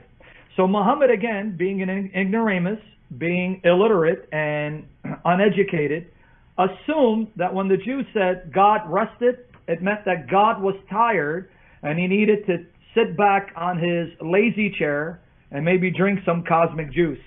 And so Muhammad's response to it is, and no weariness touched us. He didn't understand that the word rest comes from the same root, and it means to stop and cease from what you're doing. It's not rest in the sense that God is tired. Oh boy, that was rough. Especially creating woman, AP, that was really hard. Making her from the side Adam, that took a toll on me. I need to rest. The point of the passage is, after he saw creation being very good, up to his standards, he refrained and he stopped from adding anything else to creation because it's complete. Now he enters into his role of sustaining it. So now notice the ignoramus Muhammad. He affirms the 6-day creation but doesn't understand the theological import of it. Why did God even speak of creation in 6 days? In order to set forth a model for Israel to imitate God's work ethic, that they too work 6 days and rest on the seventh day. And he missed that entire point. That's the point of the creation account. Look, imitate your God. I worked 6 days in creating all things, and I rested on the seventh day. And I want you, my people, to imitate my work pattern, my work ethic. Work 6 days, rest on the seventh, and repeat your pattern, which is the entire point of the creation account. And yet Muhammad quotes the 6 days of creation, drops the ball when it comes to the import and significance of the Sabbath, and doesn't even have a Sabbath day. A lot of people don't know this. Islam doesn't have a Sabbath day. Even Jumat prayers, it's not a whole day in which they refrain from working. And AP, you know better than I. Is the Jumat prayer, did you stop from working entirely or only for the time of prayer? Only for the time, yeah. That was it, right? Afterwards. Yeah. And the hadith say why he adopted Friday. You know why? He says, well, the Jews worship on Saturday, Christians worship on Sunday, we'll do them one better. We'll gather on Friday and worship. So he did it to spite the Jews and Christians. Uh-huh. There you go. And he even claimed that Friday was the actual, was the true day of Allah, and that the Muslims have the honor to revert to the true day of Allah, or something like that. Because remember, the last thing he created was on Friday was Adam. It was a Friday, not a Saturday. So how do you feel, AP? Crush you, boy. So the funny thing is, really, I tried to bring that up in my video too. It says that Allah did create the world and the heavens in 6 days, as the Bible teaches. It then goes on, to talk about the seventh day, and there it completely. Again, Muhammad hears from the Christians and the Jews that God rested on the seventh day, but Muhammad, of course, misunderstands that and thinks that refers to a physical resting out of necessity. And of course, Muhammad immediately thinks that's wrong. It's blasphemy. That doesn't work. No, God is strong. He doesn't need to rest. Like Muhammad the job. Yeah, he's a teacher boy. Allah's strong. That's what he says. So there he says that it's blasphemy. There is no resting on the seventh day. That would never happen.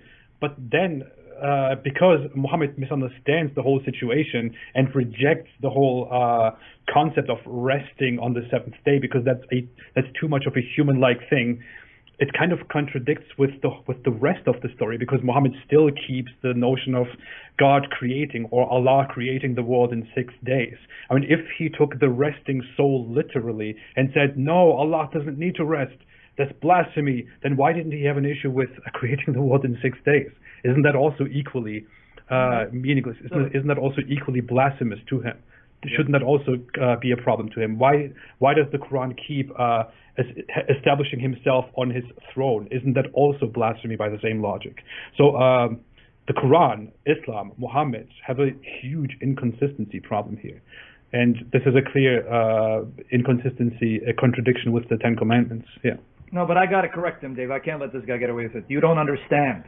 The 6 days, it means 6 periods, AP. The word yom can mean periods. It's confirming evolution. Big bang. You kafir. You munafiq. And then on top of that, because you're such a kafir, you dirty kafir, you don't remember that Muhammad then abrogated 6 days. What's wrong with you, you munafiq? Didn't they teach at madrasa? Because then he goes on in chapter 41, verses 9 to 12, to say it actually took 8 days, ya kafir. See? He abrogated 6 days. 2 days, sorry. 4 days, and 2. Got you. There you go. I apologize, Sam. Thank you for correcting me. Mr. Humble enough to accept correction. Zazel here said, how about them bowing down to your origami pig? So the idea is that I could sort of combine things that I'm doing, and if I wanted to give them an example of what it looks like to everyone else when they're bowing down to this giant Borg cube, that, you know, replace it with other things, and then they'll suddenly get it. Whoa, yeah! If we were bowing down to anything else, we would clearly say these people are pagan. And so maybe I'll Photoshop my origami creations. Hey, that could be cool. That could be something. You know, if I'm auctioning these off, you could get a picture.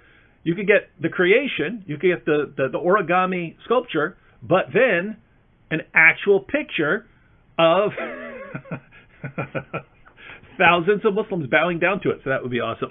So, work on my Photoshop. All right, back to the Ten Commandments, ladies and gentlemen. All right, so verse 12. Honor your father and your mother. Stop. Oh my goodness. But finish the verse. Go ahead. Honor your father and your mother, that your days may be long in the land that the Lord your God is giving you. Now, Sam, how did Muhammad not respect that verse, that commandment? Ready? Here you go. Chapter 9 of the Quran, Surah Al-Tawbah, chapter 9, verses 23 to 24.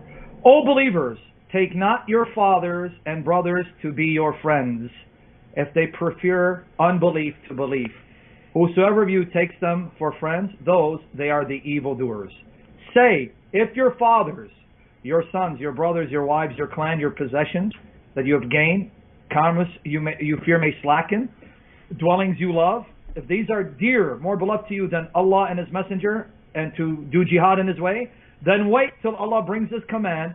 Allah guides, man, this Quran, guides not the people of the ungodly. So there you go. And one more, David, one more. Chapter 58, verse 22. Chapter 58, verse 22. Thou wilt not find any people who believe in Allah and the last day, loving those who resist Allah and His apostle, even though they were their fathers or their sons or their brothers or their kindred. So you cannot love your parents or your siblings. And if you don't love them, notice what Allah will do for you, Muslims. For such He has written faith in their hearts and strengthened them with a spirit from Himself. And He'll admit them to gardens beneath which rivers flow, to dwell therein forever. Allah will be well pleased with them, and they with Him. Allahu Akbar. They are the party of Allah. Truly it is the party of Allah that will achieve felicity. So, you must not love, you must dislike and hate your parents and siblings if they're not Muslims and they don't believe in Allah and His Messenger. It's funny, I actually wanted to bring this up in my video too, as a refutation to that commandment in Islam. I thought about that so long. Then I thought, should I really be doing this? This is kind of where Islam contradicts itself in its attitude toward parents. On one side, it says that you should honor them. On the other side, it says you should hate them if they are not Muslims. I just left it at that. I don't know, but this was a very good summary of that. Dude, it's abrogated, kafir. No part about loving your parents. What's wrong with you? Didn't they teach you in madrasa abrogation? Allahu Akbar! You forgot to say, I'm your teacher, boy. You have to boy, say, I'm your teacher and your mommy, boy. Cuddle up. Give me some love. Smother me like a black stone. All right. All right, ladies and gentlemen, so now is where things are going to start getting more difficult for you, Sam, because it's easy to be all nitpicky with theology and so on, but now we're getting into some very clear commands that apply to basic morality, and we know Muhammad, since he's the pattern of conduct, according to the Quran, Surah 33, verse 21, Allah says that Muhammad is a pattern of conduct for mankind. Obviously, he's not going to violate any of these crystal clear issues. Now, prepare. All right, I'll just zoom through these because there's no way you're going to want to stop me at all in any way. All right. So, verse 13, you shall not murder. Stop. Wait, what? Stop. That's the funniest. But add the others if you want, or we can just go with murder first. You can go with murder, and then I'll go through, and then I'll have no problem continuing going because there's no place you're going to want to cut me off. All right, go.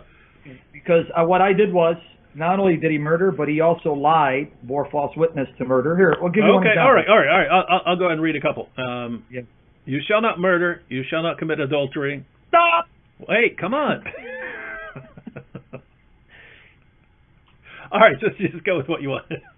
Okay, let's do the adultery part because I'll combine the murder with the bearing false witness because he did two things. He murdered people and used lies and deceit and trickery to do so. But let's take adultery. We got to take these four things in here. You shall not murder. You shall not commit adultery. You shall not steal. Stop. What the heck, man? You shall not bear false witness against your neighbor. All right, so four things there, Sam. It sounds like you're bearing false witness by saying that Muhammad violated these, unless you could back it up with evidence. Let's see what you got. Some of these are going to tie in with the others where it says you shall not covet your neighbor's wife. Now, as far as adultery is concerned, we all know not only did he commit adultery, chapter 4, verse 24, we know the command. Married women are unlawful for you except those whom your right hands possess. We all know this tradition. AP's done videos, you've done videos. In Sunan Abu Dawud, number 2150, it says that this passage, chapter 4, verse 24, was sent down because the Muslim jihadis had taken beautiful women captive who were still married. So they were lusting after married women. Now, the verse came down saying, hey, they're your captives, you own them, you can have sex with them, and they don't have to consent because they're your property, even though their husbands are married. The only thing was they were supposed to give them enough time to make sure they were not already pregnant. So in chapter 4, verse 24, Allah and His Messenger sanctioned adultery and rape all in one shot. So what's wrong with that?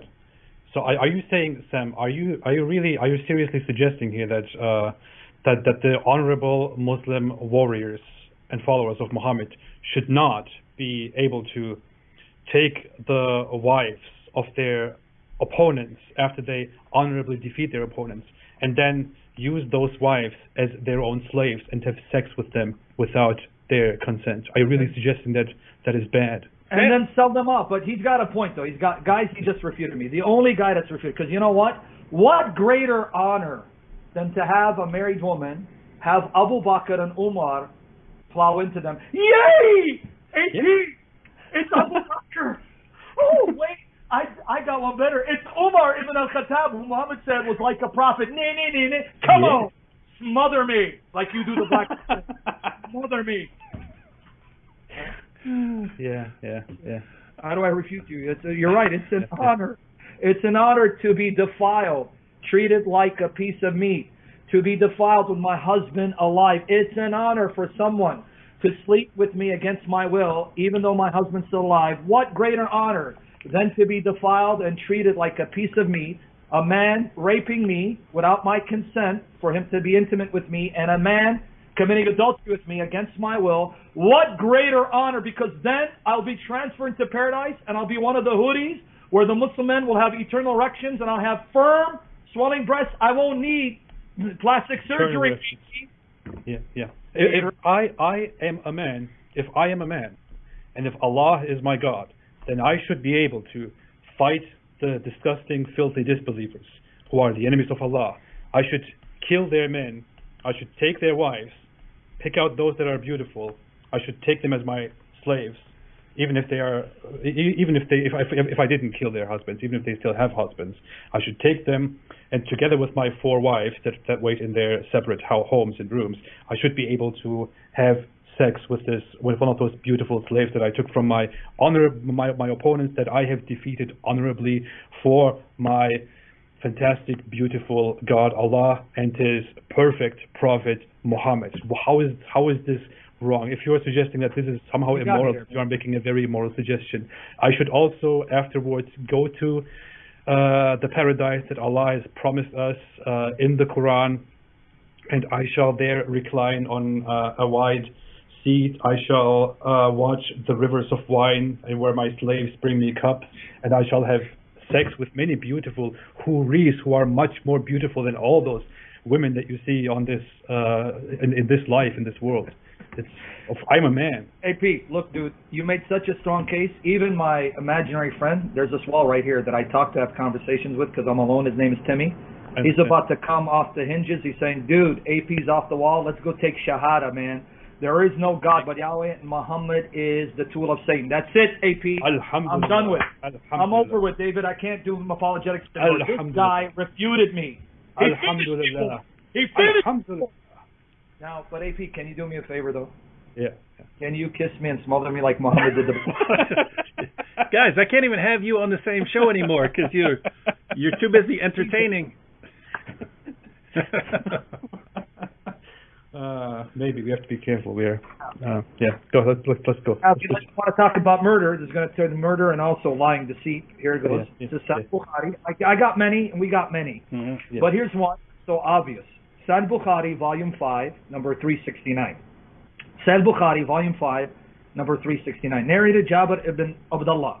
Allah's apostle said, "Who is willing to kill Ka'b bin al-Ashraf, who has hurt Allah and His apostle?" Thereupon Muhammad bin Maslama got up saying, "O Allah's apostle, would you like that I kill him?" The Prophet said yes. Muhammad bin Maslama said, "Then allow me to say a false thing, i.e. to deceive Ka'b."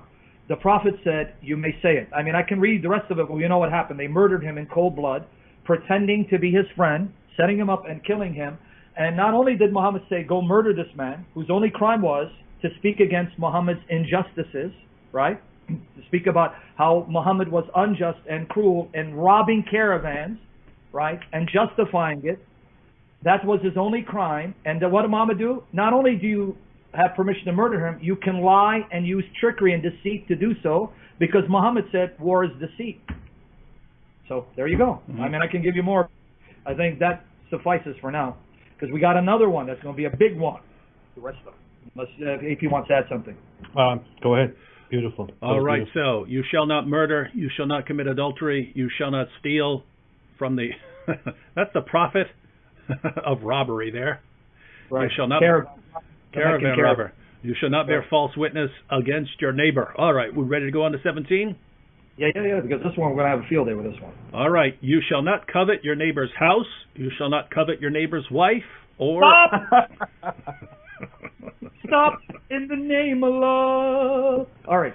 Not only the adultery part, because I combined it together. You shall not commit adultery, and also you shall not covet your neighbor's wife, right? Mm-hmm. Now, what story do I have in mind, AP and David? Was there a situation that Muhammad lusted for his neighbor's wife, who was also his adopted son? Yeah, so he's more than a neighbor. He's a neighbor, but he's more than a neighbor as well. Yeah. And then what did he do to then save face after he precipitated a divorce? Because Zayd, out of his love for Muhammad, said, "I'll divorce her for you." Muhammad, out of embarrassment, said, No. He went ahead anyway. And then the verse came down, 33, 37, saying, "Hey, why were you afraid of men? You were hiding in your heart what Allah was about to make known, that you had lustful desires for a married woman who happened to be your daughter-in-law. And so let me read Muqattal bin Sulaiman. And interestingly, guys, I love Yasser Qadhi for some reasons, and I dislike him for others. Yasser Qadhi is really destroying Islam. Praise the Lord Jesus for Yasser Qadhi. He just came out with a discussion yesterday. He just came out yesterday doing a talk. Guys, if you can, save the video, because I suspect he's going to delete it, like he did with the holes in the Quran. Deleted that. He just admits the earliest tradition and the majority of scholars and Muhammad's companions affirm that the child of sacrifice was Isaac, not Ishmael. He's on record affirming something that David and I know. We've been saying for years that your earlier sources didn't say it was Ishmael, it was Isaac, and the Muslims would attack us. Thank you, Yasser Qadhi. You're the gift that keeps on giving. But even more importantly, he's got a session. He did a session on the Sirah of Muhammad.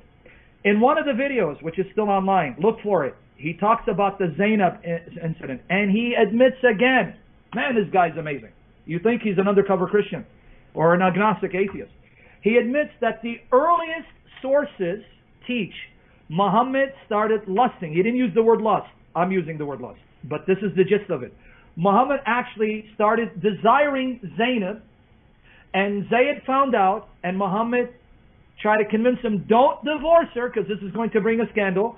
Zayd did so anyway, and Muhammad married her, and he admits the earliest sources confirm that the reason why Zayd divorced her is because Zayd found out Muhammad was lusting for his wife, and out of his love for Muhammad, he was willing to get rid of her for Muhammad's sake. And by the way, that tells you the view of women to these Muslims. They would pass out women to one another like it's candy. They had no respect for women. It's like if David started lusting for my wife, I'm not going to say, okay, David, here, I'll divorce you, you can sleep with her. I'll say, man, what's wrong with you, dude? This is my wife. How do you dishonor me this way? But the Muslim Ummah didn't care about the woman. Oh, hey, you like my wife? I divorce you. Go ahead. She's yours. They would pass the women like candy. So now let me read one of the earliest, one of the oldest expositions of this incident. Muqattal bin Sulaiman, Al-Tafsir, Volume 3, pages 492 and 494. Even Al-Tabari confirms it. And Yasser Qadhi lavishes praises on Al-Tabari. He goes, hey, Al-Tabari's Al-Tabari. He's one of the best. But I want to read this one that predates Tabari. Only after some time, Zayd complained to the Prophet regarding what he had suffered with Zainab. The Prophet came to him and admonished him here, and while he talked to her, he developed likeness for her beauty, countenance, and wit. It happened as Allah decreed. Let that sink in. The reason why Muhammad started liking Zainab, his daughter-in-law, and lusted for her, because what does he say? Allah decreed it. Allah decreed that Muhammad would lust for a married woman. The Prophet then returned and had in his thought what Allah had willed. So Allah willed for Muhammad to lust for a married woman and want to have her. Allah did this. Thereafter, the Prophet asked as to how had he been with her. He's talking about Zayd. He again complained about her. The Prophet said, fear Allah and keep your wife with you, while he had in his heart something else. You guys understand? He's lying. He's being dishonest and he's being deceitful. He's lusting for her, but he's keeping it from Zayd. Keep her! But in reality, he didn't want him to stay married to her. Then the Prophet came to Zayd and saw Zainab as she was standing. She was beautiful, fair complexion, among the best women of Quraysh. Therefore the Prophet felt an inclination for her, and while leaving said, praise be to Allah who turns the hearts. Zayd discerned, he discerned something and said, O Messenger of Allah, allow me to divorce her, for she has haughtiness and is arrogant with me, and her language also hurts me. So use that as a pretense. You know, she's rude to me, right? So here, I'll divorce her, so basically you can have her. The Prophet said, hold on to your wife and fear Allah. Zayd, however, eventually divorced her. So folks, the earliest records affirm, Tabari affirms, Muhammad saw Zainab unveiled, started lusting for her, even made a comment that she heard, praise be to Allah who turns the hearts, meaning Allah has now caused me to desire this woman, and he walked away. She heard it, told Zayd. Zayd heard it, was uncomfortable because he knows my daddy wants my daughter. Daddy wants his daughter-in-law. Daddy, she's mean to me. I'll divorce her for you. No, my son. No, my boy. That's my boy. No. keep her. He divorced her anyway, and then Muhammad married her. Now let me tell you why this is an awkward situation. Can you imagine you're Zayd? The woman that you're sleeping with is now your mother. What do I mean by that? Because according to chapter 33, verse 6 of the Quran, Muhammad's wives are the mothers of believers. So here you have a man that slept with a woman who now ends up being his mother and has to view her as his mother, a woman that he was intimate with. That's number one. Number two, this woman was Muhammad's daughter-in-law because for all intents and purposes, Zayd was a son, albeit by adoption. So Muhammad marries his adopted son's divorcee, making his former daughter-in-law his wife and then his adopted son's mother. But then what does Muhammad do? He abolishes adoption because people were attacking him. How dare you take your son's wife? Because they used to call Zayd ibn Muhammad, Zayd the son of Muhammad. And Muhammad said, you know what? Chapter 33, verses 4 and 5 of the Quran, write these down. Chapter 33, verses 4 and 5, and chapter 33, verse 40. Muhammad is not the father of any of you men. Don't call them your sons. Name them after their fathers. They are your brothers. So he abolished adoption out of humiliation to save face, even though his reason for lusting for his daughter-in-law was to give other people a license to marry their adopted sons' divorced wives if they wanted to, but then he abolishes adoption. So AP and David, help me understand. How can this marriage... Go ahead, I'm sorry. No, go ahead. Go ahead, finish. How could, because this is a question I want you guys to answer. How could Muhammad marry Zainab as an example for other men to do likewise if their adopted sons divorced women and they wanted to then marry their adopted sons' divorced wives, when Muhammad then abolished adoption, and Allah knew he was going to abolish adoption? Help me understand that. Yeah, do you guys understand the problem here? Because especially you Muslims who are watching, if you get your minds around just this, if you just get your minds around this should be enough. In fact, Abdul Salib, co-author of Answering Islam, was an ex-Muslim. He said this was the problem. This was the problem that caused him to doubt Islam, right? And ultimately, one of the biggest things that caused him to leave Islam. So Muhammad takes the wife of his own adopted son, marries the divorced wife of his own adopted son, after causing the divorce by lusting after her, because this is all part of Allah's brilliant plan. But Allah explains why he needed this to happen. Surah 33, verse 37. Read it 1,000 times. Surah 33, verse 37 of the Quran, Allah tells Muhammad, the reason I need you to marry this woman, the wife of your own adopted son, the reason I needed you to take her and marry her was to set an example for other men so that they would know that it's okay to take the wives of their adopted sons. It's that important. Notice, everyone, he could have just said it, right? Allah could have just said it in his Quran, right? You can give a rule and not need someone to go out and do it, right? You can say all kinds of things, right? You can say, hey, it's okay to eat candy. The Prophet doesn't need to run out and eat some candy to show you, right? God can just say it, right? So that's one kind of issue. One, God doesn't need to have a prophet do it in front of you for you to understand that it's okay. He can just say it. Two, how big a problem is this? Right? So it's Allah saying, Muhammad, it's so important, I need you to do this so that everyone understands it's okay. You have to do it. It's so important. Guys, I've never met a person in my entire life who's struggling with whether it's okay to marry the wife of his own adopted son. I've never met one. This is the only person I've ever heard of. Right? Muhammad. Humanitarian crisis. Muhammad is the only person I've ever heard of who had this problem. But Muhammad's God is saying, Muhammad, you need to get on this, man. It is. We don't have the United Nations yet. We need you. We need you to do it, Muhammad. So that's number two. How big an issue is this that Allah is saying, this is so important that I need you to do this. But then, as Sam points out, this whole situation causes Allah to abolish adoption.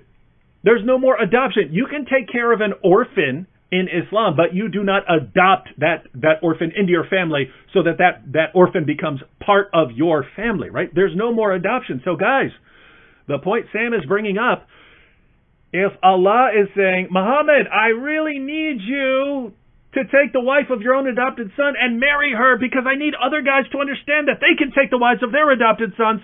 Oh, and by the way, I'm abolishing adoption so this situation is never going to arise ever again in the entire history of humanity. Go!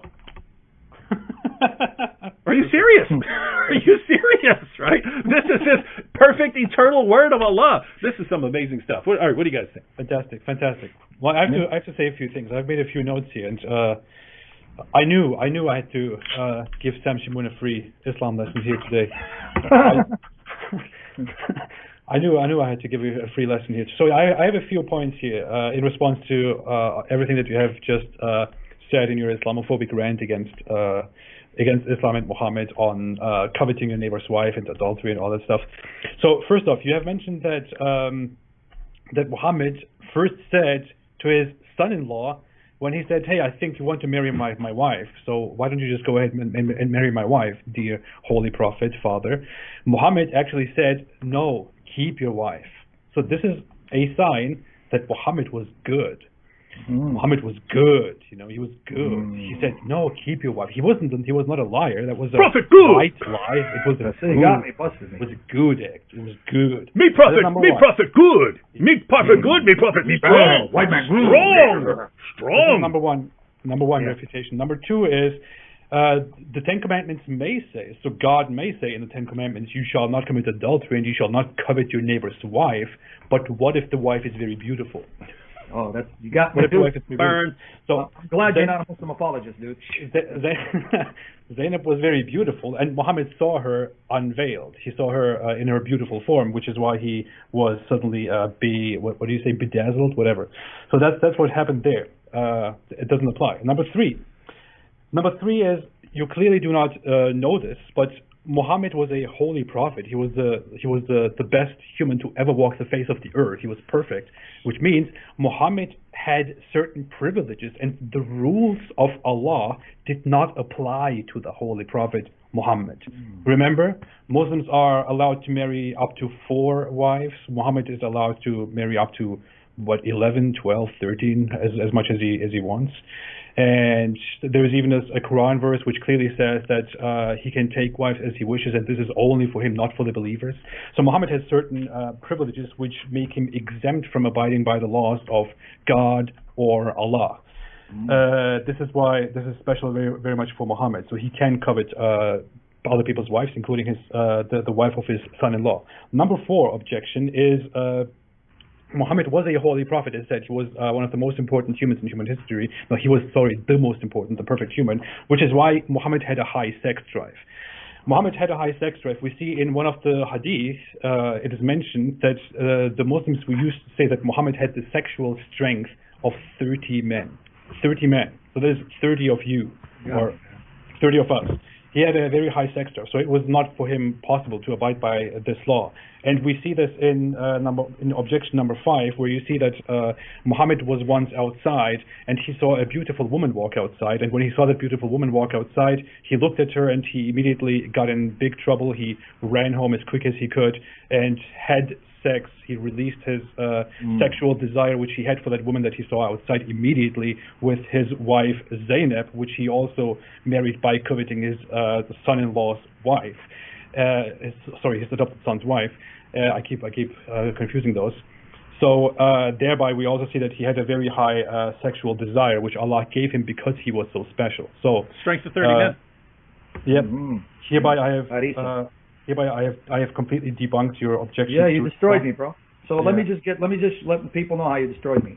Yeah. So Allah turned his prophet into a horny prophet with a supercharged sex drive so that he could lust for even married women, causing his son to divorce his wife so that he can then ravish her and then destroy adoption as a result, so that because of that decision, you're going to have now hundreds of thousands, if not millions, throughout history, orphans who cannot have parents because they can't be adopted, and then parents who can't have children because the wife is barren or the husband is unable to sire children, and the only way they can have children is to adopt children.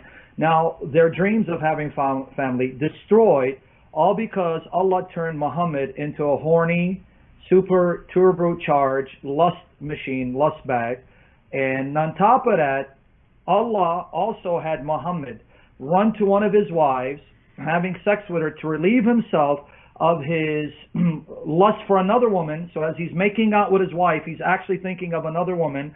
All of that because Allah wanted Muhammad to be an adulterous, douchebag, lust bag, super turbocharged lust machine. And this is the moral example for all people in all times to follow. Dude, where's the mosque? Give me the address to the mosque, David. I'm dragging me. I'm taking the shahada. This guy schooled us. Timmy! He schooled me, Timmy! You have done it, Sam. It was a beautiful summary of what I have said. Subhanallah, Subhanallah. And don't forget, it was the harissa he ate. Harissa. And you know what? Yeah. Well, growing up, my mom used to make harissa. And I always wondered why. Why, even as a kid, after I ate harissa, something would happen to my body. Now I understood. If only my mom had known that hadith, I'd say, Mom, what are you doing to me? I'm a kid. All right. But anyway, there you go. Fantastic points. Thank you so much. All right. So just to finish out that verse, Sam cut us off right in the middle of it. But Exodus 20:17, you shall not covet your neighbor's wife. You shall not covet your neighbor's wife, your neighbor's house. You shall not covet your neighbor's wife, or his male servant, or his female servant, or his ox, or his donkey, or anything that is your neighbor's.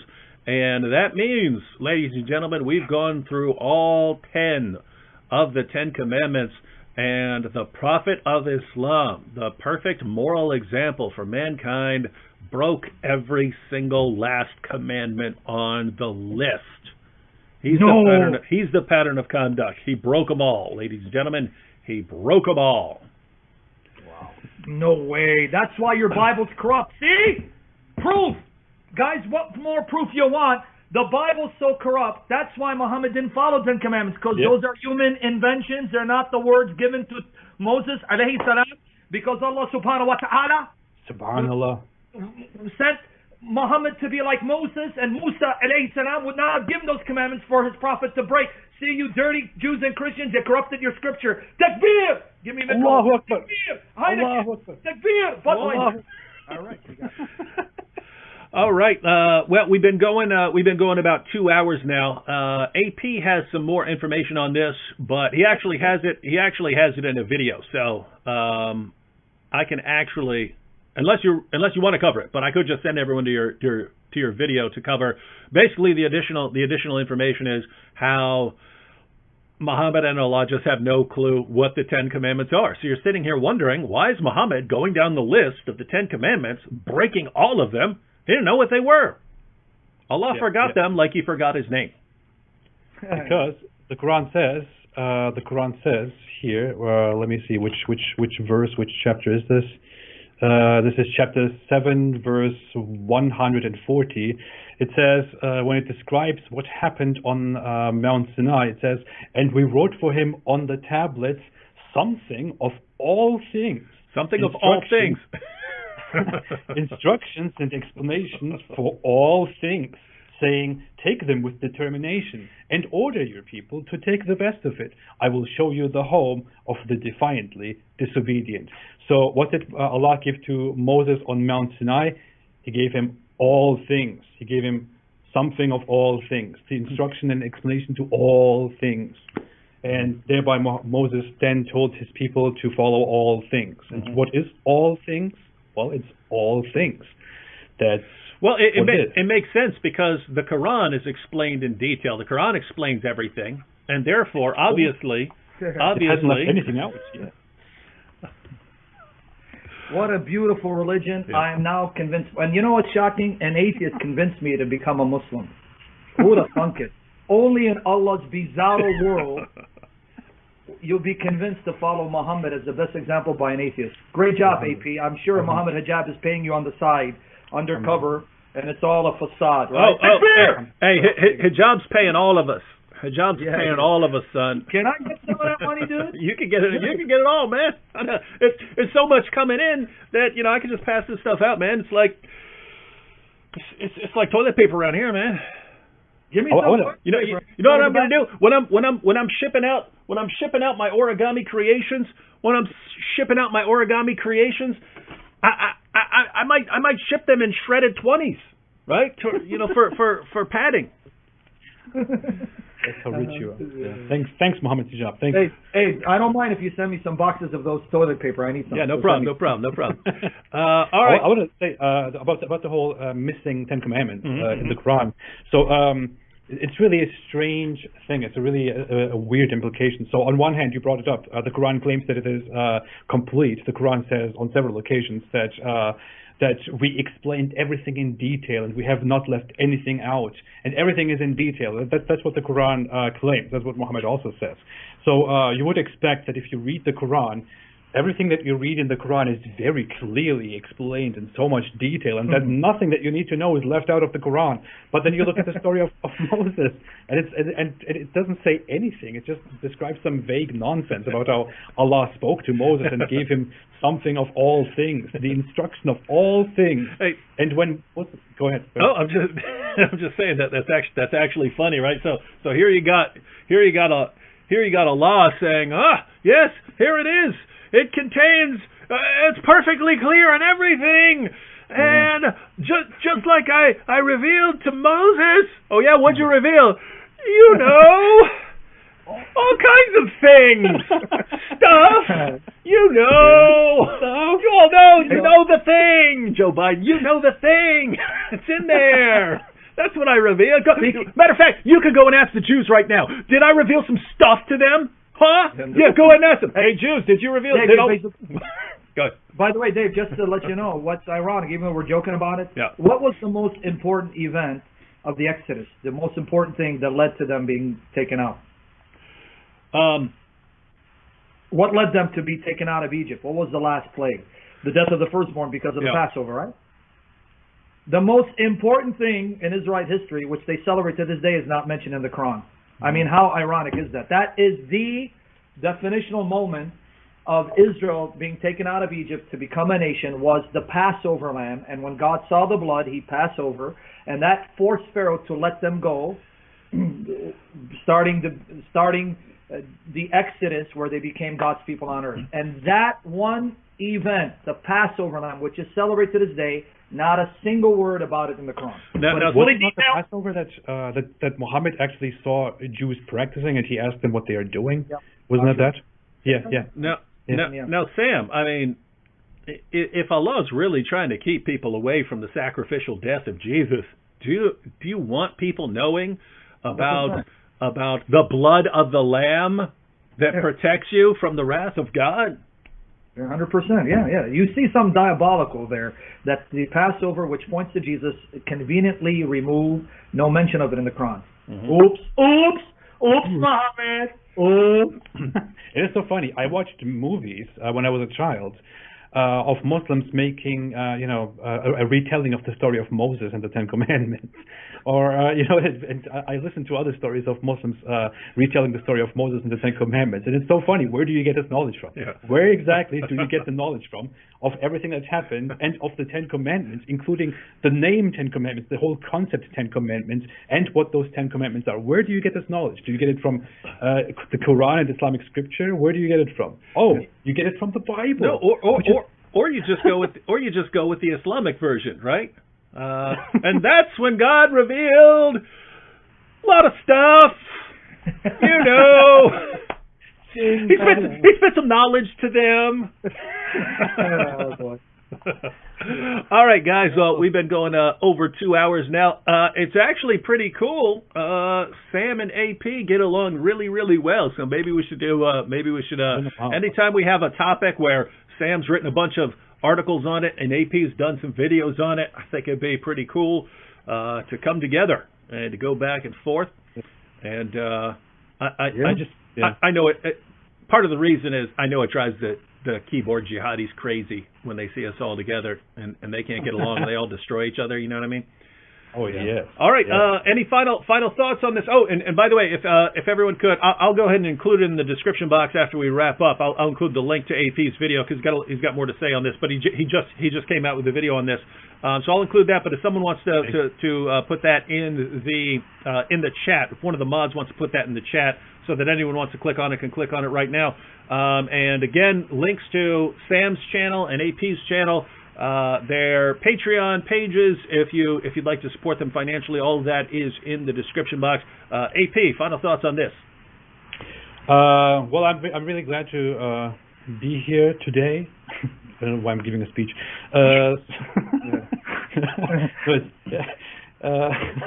No, yeah, we're getting along with Sam. It's actually that I'm taking a lot of energy from Sam because he has a very good way to present the arguments and to present the knowledge. Of course, my knowledge and understanding of all things is not half as deep and good as Sam's understanding of knowledge of all things, because Sam looked into all things and knows all things. So you think I'm like the Torah of Moses? Yes. Just as it is described in the Quran. Yes. And I really appreciate that. It's an honor. It's an honor, truly. Yeah. All right. I just want to say thanks for the video, because for years I wanted to do some 10 Commandments. I was lazy, but when I watched your video actually motivated me to finish the article, and I finished it in 2 hours. So I'm also influenced by, honestly. I've been planning to write this. No, serious. No, it sounds like no. For years I've been planning to write an article how Muhammad violated 10 Commandments. I was lazy. Then your video came out, and I watched it. I go, man, this is great stuff. You know what? I'm going to write it. And then David contacted me and said, hey, did you see AP's video? Let's do a talk on it. And within 2 hours, I finished the article. So I'm watching you, and I'm benefiting from you, and I enjoy what you do. And I know, even though you're an atheist, I do pray for you. And I ask God to just guide you and protect you and your wife for the glory of Jesus. Thank you. Thank you. I appreciate that very much. All right, and glad everyone could join us. Here's a comment from Christ the Truth, who said, David, I was an ex-Muslim and you guided me to Christ. I was always doubtful about God, but when I discovered you, I became a Christian and my life has changed. I cannot thank you enough. So shout out there to Christ is the Truth. Again, I think the three amigos should get together. Maybe we should try to do it on weekends whenever we're free, because do something for European viewers and Europe, Africa, Middle East, people who we're normally going live at the wrong time of day for some of them. So yeah, whenever we can, that would be good. And also just got a request for to have Hatun and AP on at the same time. That should be fun. All right, again, ladies and gentlemen, I will be live again, Lord willing, at 8:00 p.m. Totally different topic. I'll be with my friend Adam Coleman, who happens to be my only friend who's actually interested in sports. Sam will watch like some MMA or something every once in a while, but Adam's the only guy who watches football, watches basketball and stuff like that. But we're going to talk about woke sports, ladies and gentlemen. I'm sorry. All right. Didzo LV just said in the chat, we pray for you, AP. Yeah, not to you. Just because you're an apostate prophet doesn't mean I pray to you. Even though I got a statue of you and I burn candles to your picture, okay? Even though we all gather around you, and form a circle around you and bow down to you, that doesn't mean that we pray to you. Awesome. For those asking, by the way, the reason some people bring it up, the reason I move so much during the stream, and the reason I always drink something. This was, by the way, not blood. I was drinking pomegranate juice. I don't drink blood live during a stream. The reason I do this is because I have ADHD and I have a very hyperactive mind and a very, I'm a very moody, and drinking something always calms me down and keeps me focused. So that's what I'm doing. I thought you were following the example of Muhammad's companions and drinking his blood. Hey, listen, man. That's what I do behind the screen. Nothing like a good glass of camel urine with some milk. And blood and saliva. All right, ladies and gentlemen, catch you next time in the ongoing adventures of Muhammad. Catch y'all at 8:00 for those of you who are interested in woke sports. Stay away from this one. So join us and you'll get woke too.